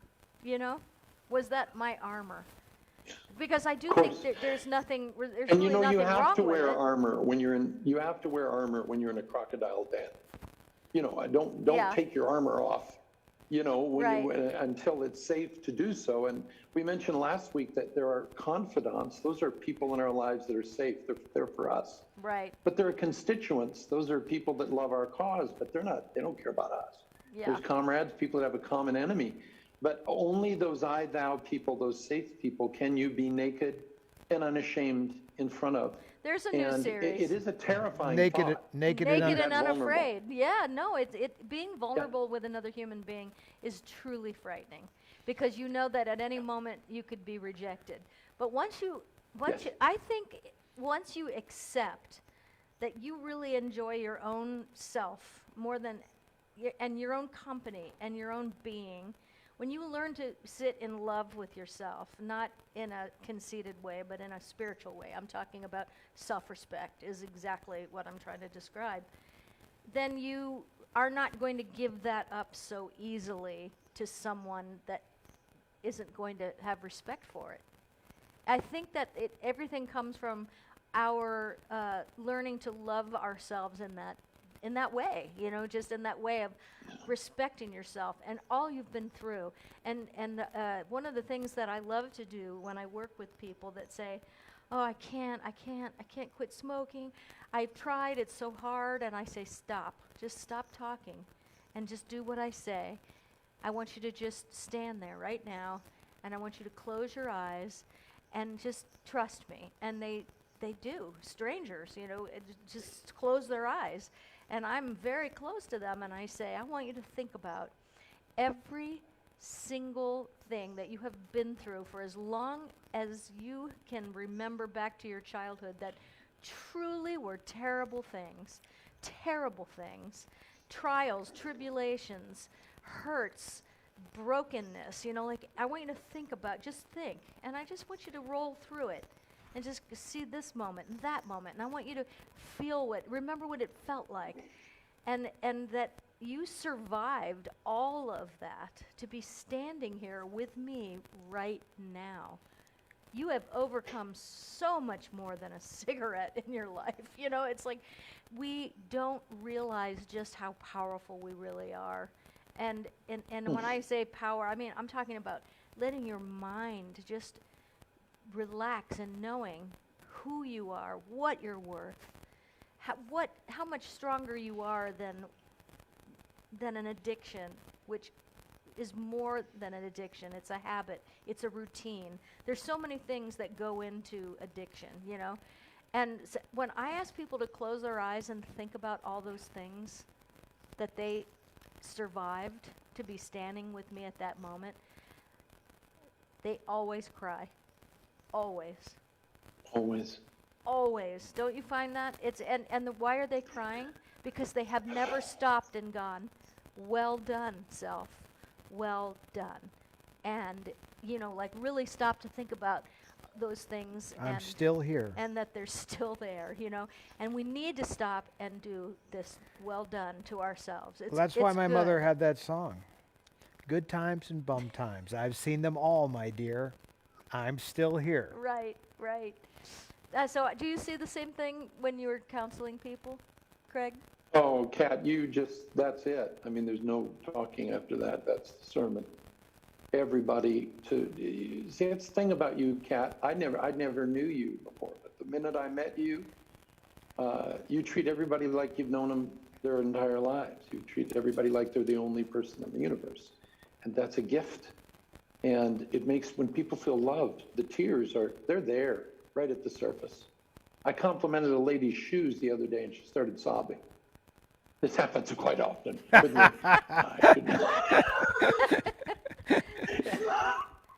I don't. But it's true. The slightest act of love, Kat, and your ministry is to just parade this love. The Greek word is agape love. It's God's kind of love. And you do it in your stage show, you do it in your performance, you do it in everybody that you meet.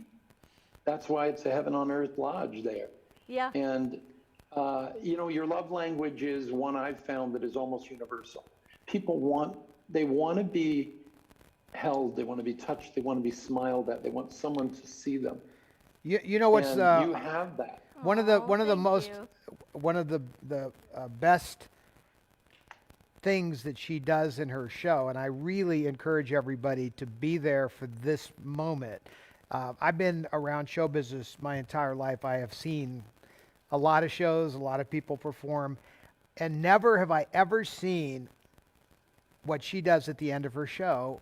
It is the most beautiful, empowering thing. She speaks a blessing over her audience in a non-religious fashion, but it empowers people, and it is a remarkable thing. And I've watched it the whole time, and I'm telling you, it's well worth being underneath those words in the room when those words are spoken, and take from those words. So if you are going to go see her, that just make sure you're there for that moment. Tammy Anastasia was in Colorado. Am I wrong, folks that have seen that? She's I'm like, right. Oh my! Can you just do that into the Yeah, camera? I She saw said. it online.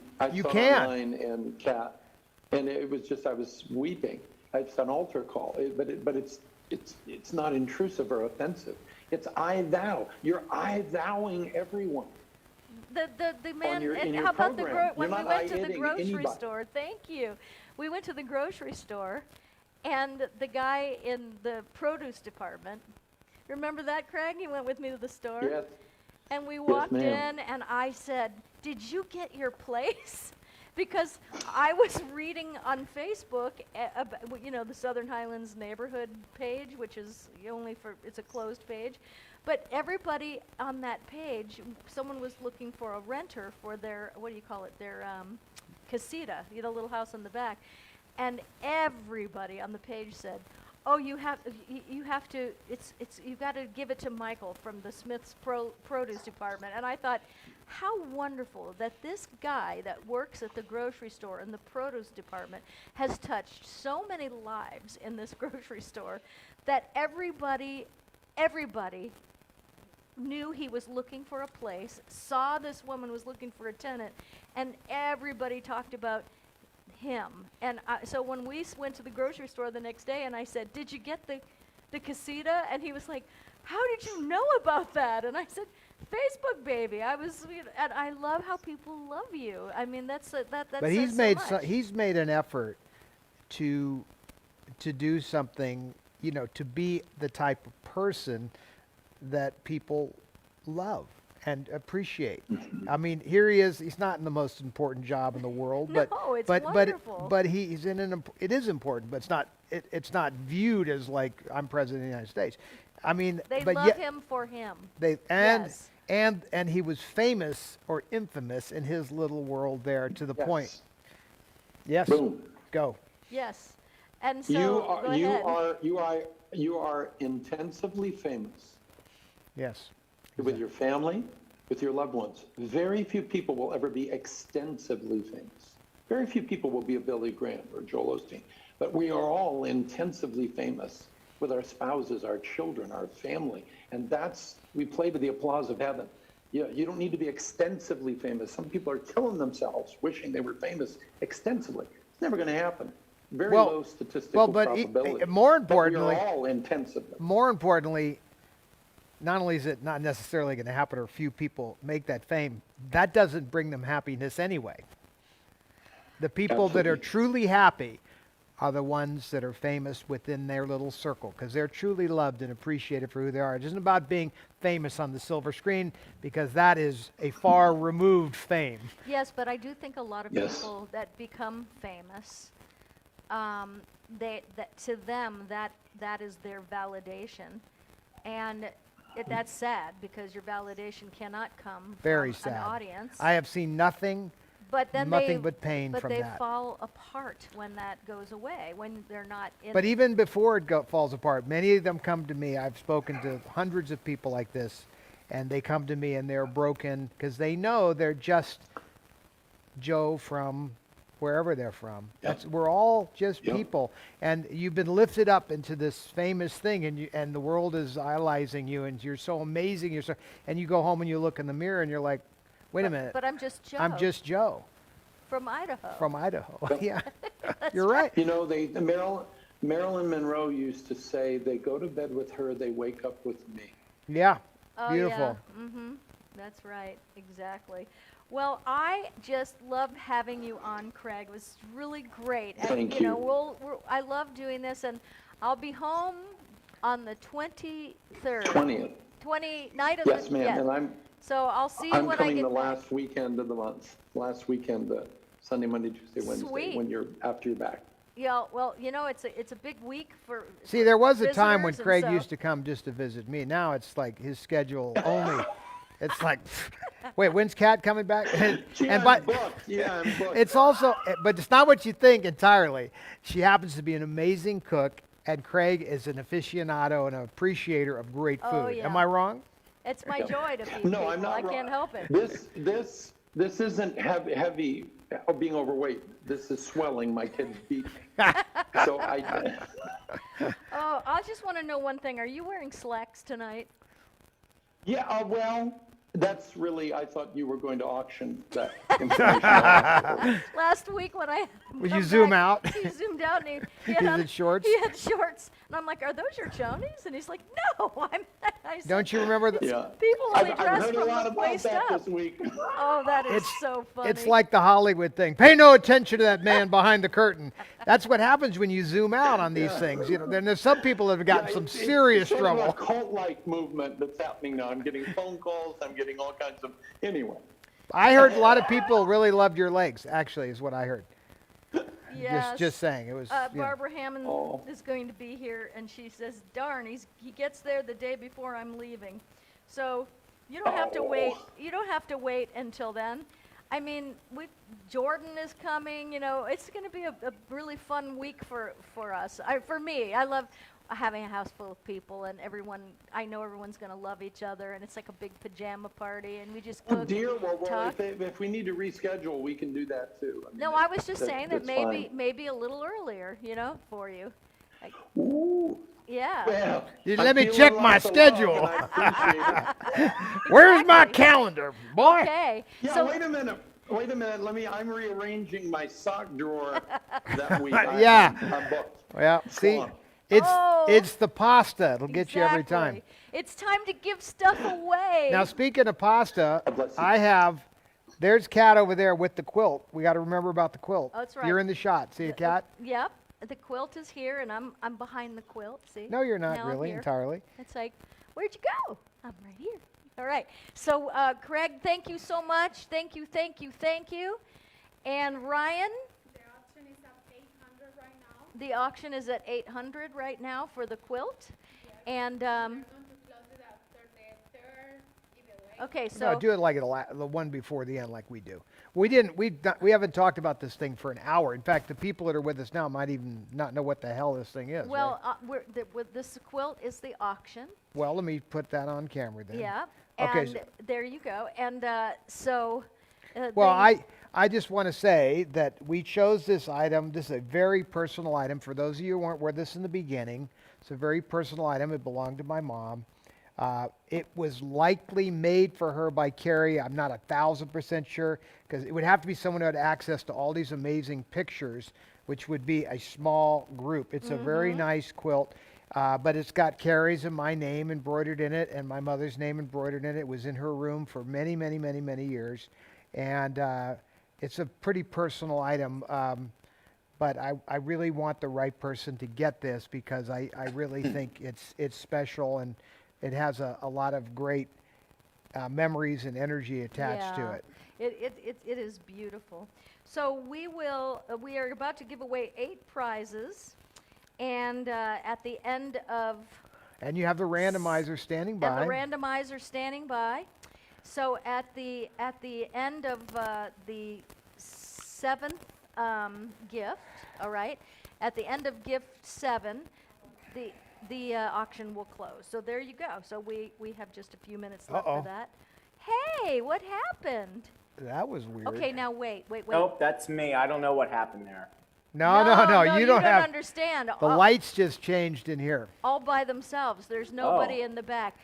I bet you it's Debbie. I bet you anything. What was she trying to tell Because us? that's how she came to us in West Virginia through the electricity. I mean, I got to tell you, from a technical perspective. Yeah, there- what are the chances of that happening by itself? Well, the lighting control system there's nobody in the room but us. No. There's no and only you're one. controlling everything. I'm not controlling the lights. No, you don't have lights up here. No. But you're controlling cameras. And there's from up nobody here. in the back of the room. No, John isn't here. There's no one there. So what happened? So there's no way to explain what just happened, technically, otherwise. Because if it was a power outage, for example, everything would have gone out. But that's not what happened. Right. Only your soft lights went out, and it was like as if there was a point or a message that needed to be conveyed. Actually, did you not see any color? I saw color lights. Well, all I know is that everything stayed on with the exception of some of the lights just went on up. It was almost like, okay, don't forget this. But there's control panels for this, and Well- there's no one at the control panels for this. Well, that's a matter of. So your eyes tell you. I'm telling you. Well, what's the message? Do you know what your mom Maybe I has? should pull it to this. Are you saying I should keep the quilt? Is that the message? I'm wondering what the message is. No, but what's really What's the interesting. message? Say there, she's saying to keep the quilt. Keep the Aw, quilt. See. We have so much. You know, I think she would be the last person to say that because. No, you she know, would. She also, as you all know, I've said this before. You know, I think there's so much to go around, and I think there are so many people that really appreciate having something special. So I really want to try to share. I literally have thousands of things. Yeah. So it's not. You know, it's just I just feel that she would want people that loved her and appreciated her to have something that's connected to her and it's very magical. And this is very personal. Yes, I agree. And when you have, so many things, and you think about something being folded up and put in a box or in, somewhere like that, I would so much rather someone adore it and Well- love it and have it out and, you can only do this with so many things. Well, Larry Zabel, my father-in-law, said it best towards the end of his life. He said, we really don't own anything. I mean, you have temporary custody while you're here in the physical sense on this earth, but that's just a temporary custody. You're not taking that anywhere else. So with those words, you think, okay, so she had all of this stuff. Yeah. So what do? We create these elaborate wills and things to give it to the family members and other people, and you try to figure it out. My mother had little specific things in her will, but she couldn't think of everything and everybody. And I don't think she even fully understood how much she was appreciated by her fans and friends. I know obviously certain friends she knew, but there's a huge amount of people that truly connected and loved how she was one of us. Even though she was a big star, she was definitely one of us. And with that, I know that she would want her people to have. Something that means something. It's like I'm agree. I'm effectuating, and that was I have the actual title as trustee, etc. So I'm effectuating her will as if your name was in that will. Yes. So for those of you that have bought things and collected things from us, it's like me effectuating her will, and I don't mean the term will, but it's her will, and it literally is her want. will. No, Yeah. it's her will. That would have been. It's literally her will. That's the term you use when you fill out where does all my stuff go. I feel like I'm effectuating her will That's right. here on earth because Agreed. she's actually no longer here physically on earth. But boy, do we feel her presence when the lights go out I'm in telling you, Georgia. that was wild. All right, let's give stuff away. She pulls that Yes, a lot on us. I know, and it's always wonderful. The first person, Catherine Bradley. That's a new winner. Wiener. Catherine, in case you don't know, you are a wiener. So congratulations. I'm going to go up here. Catherine, I don't know if Sharon Amorosa, but Catherine Bradley might not, I don't know. Catherine, I'm going to let you be the decider. But I love when people do this. So Sharon Amorosa, who is out in the audience too, she bought this for me to give away. And so we're all doing, our parts here. And thank you, Sharon Amorosa, so much. And she has bought and donated a personal cameo from me.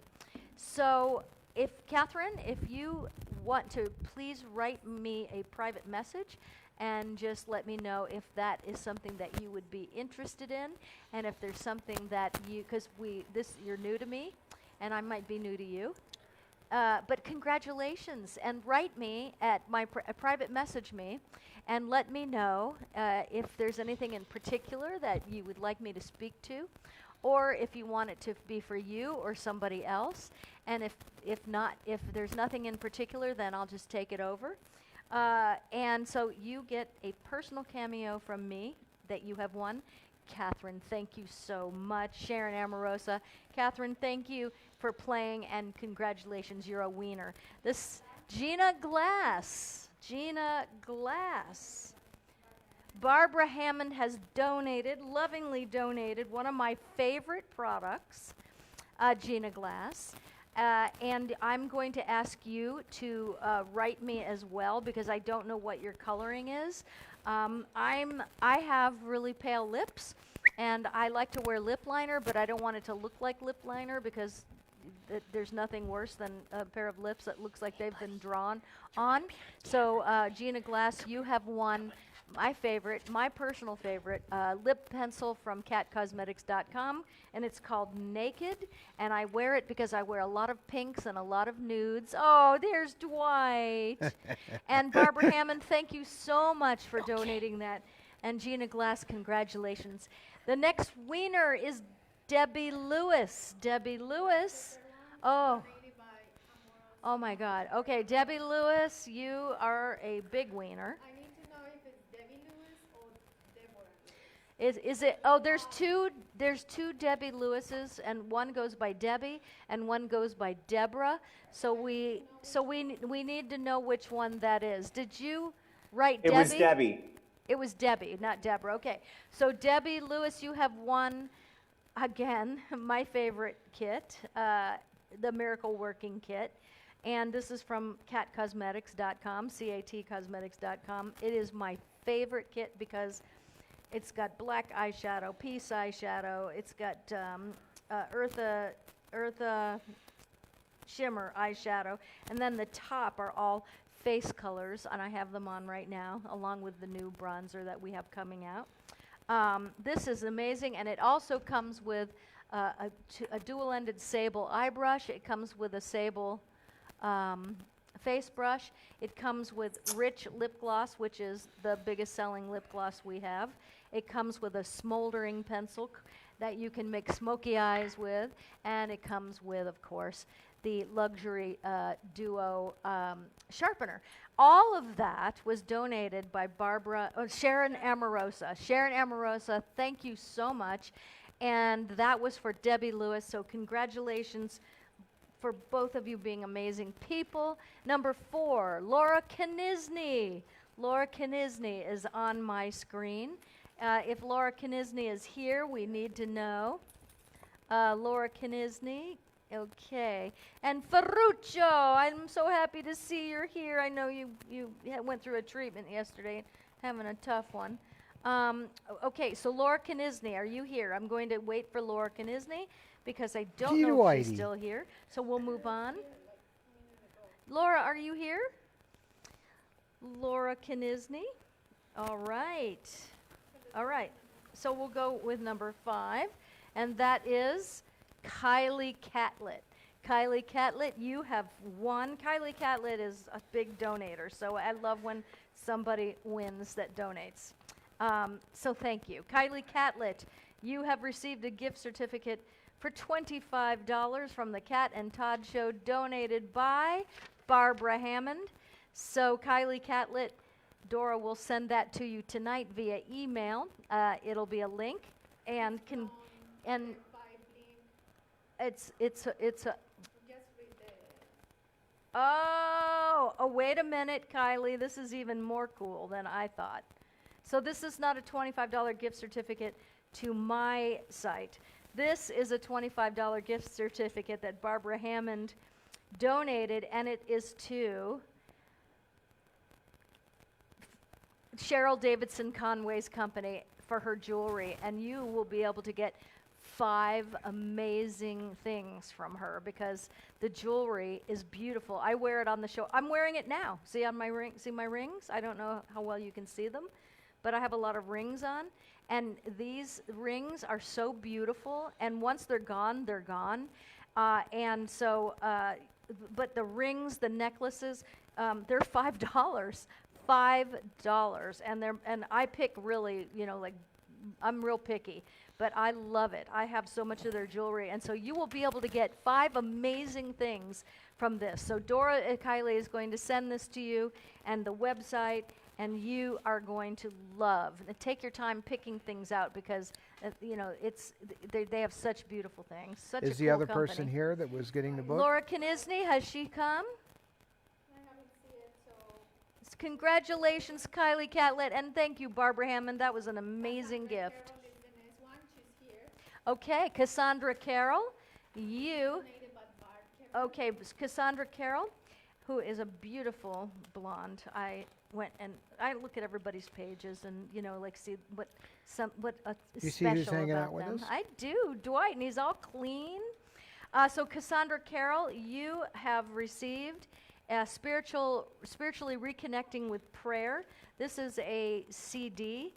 You can get it on you can have it sent to you by, you can get this, or you can get it on a flash drive, or we can send you a link that you can download. So you take your pick. This is an amazing hypnosis program, especially if you can't sleep, if you have anxiety for any reason whatsoever, if you just want to feel peaceful and calm. I made this just for you.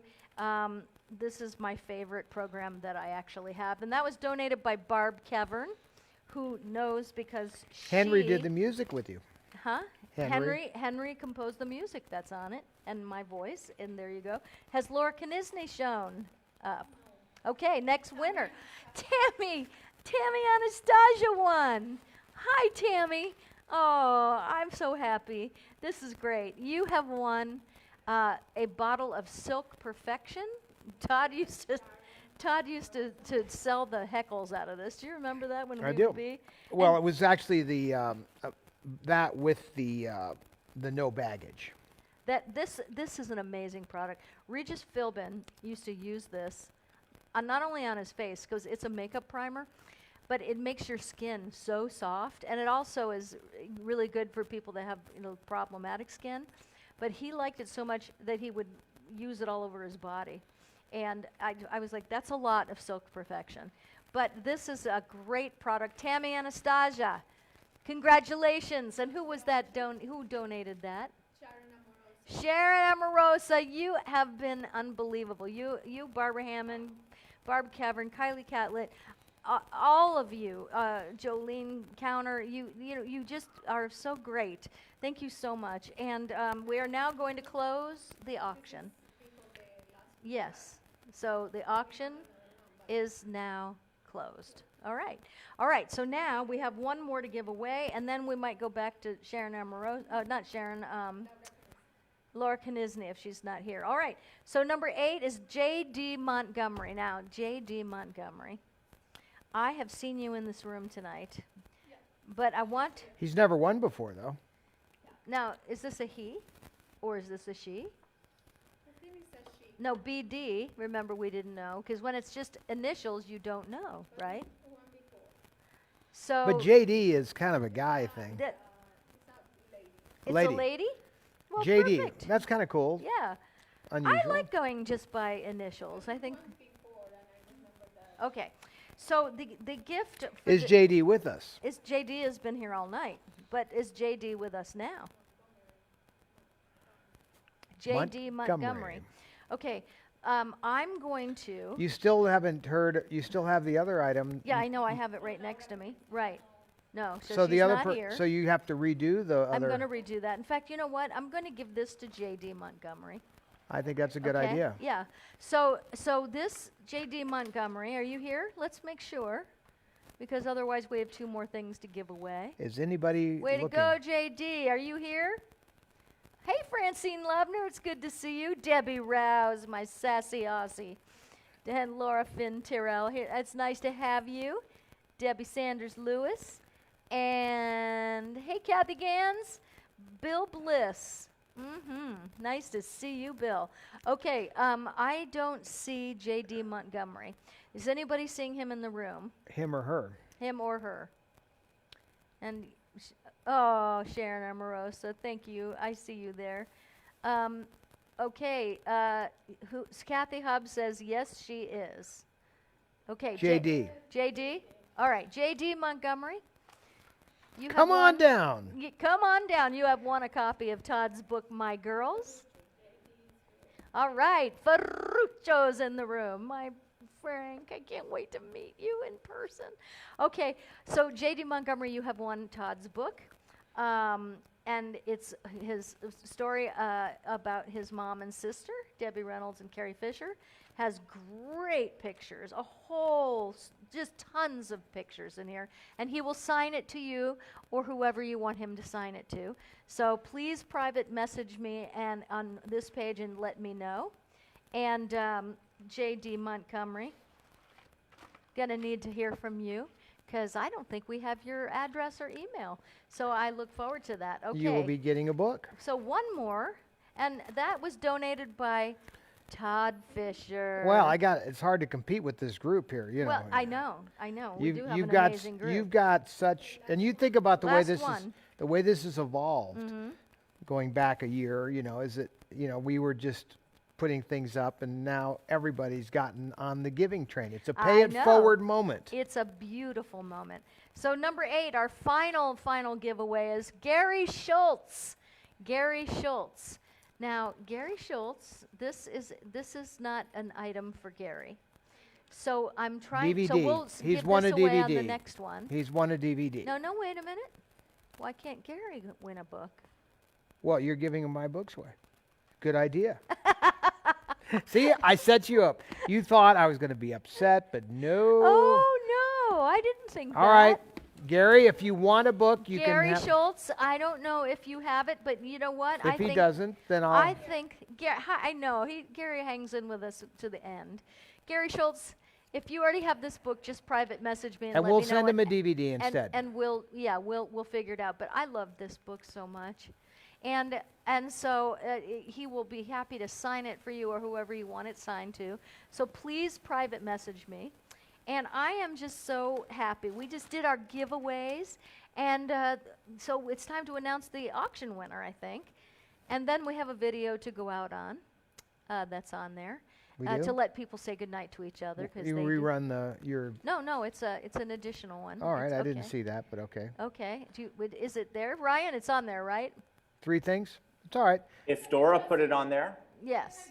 Okay. Yes. All right, so that'll be so while who is everybody says goodnight. The wiener of the auction. Christian Paul. It's P-A-U-G-H, Pow. Yeah, I like that. That one's better. Christian Pow. You are the wiener of this amazing quilt, and I am so happy because I think I'm not really sure that you have gotten anything big, and this is really big. And I think this, in my view, is as important as anything we've ever put up. And so I'm really happy that you were able to That's get the that. goal too.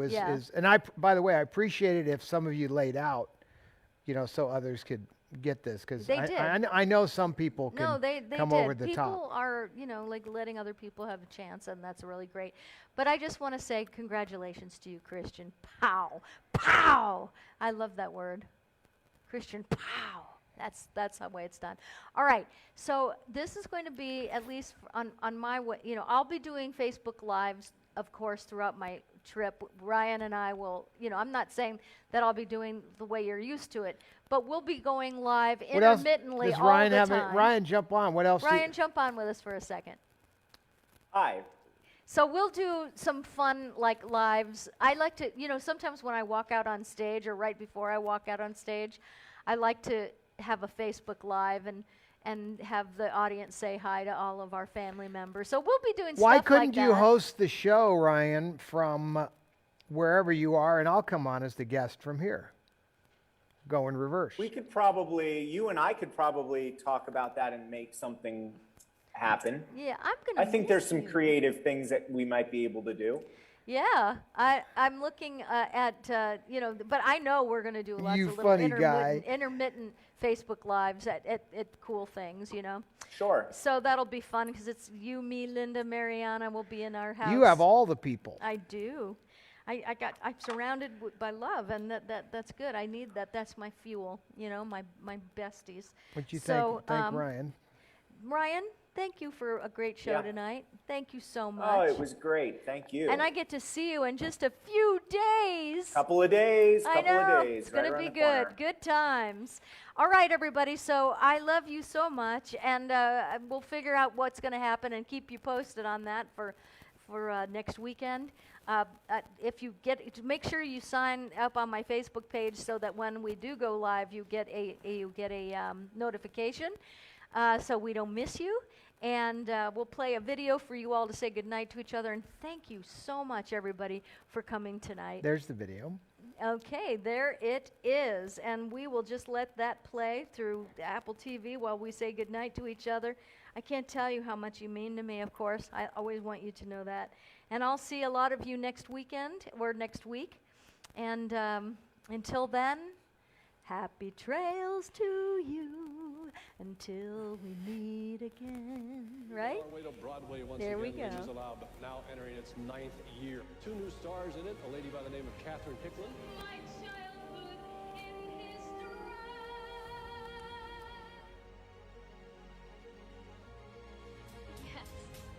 Yes, I will marry you.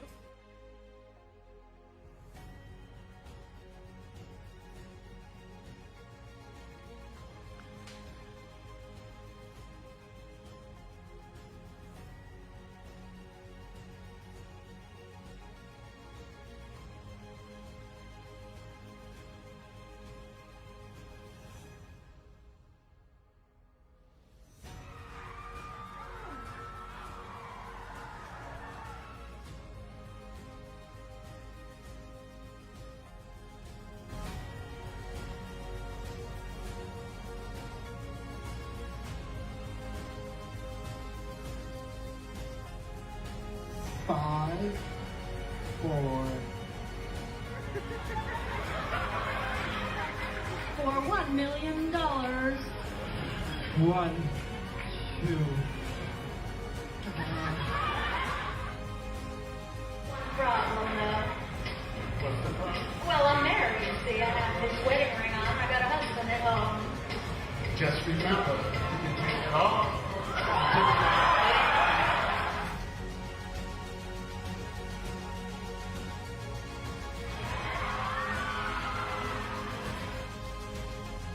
Hypnosis is so great when you put all fear and doubt out of your mind, where you don't doubt yourself or who you are or what you can do.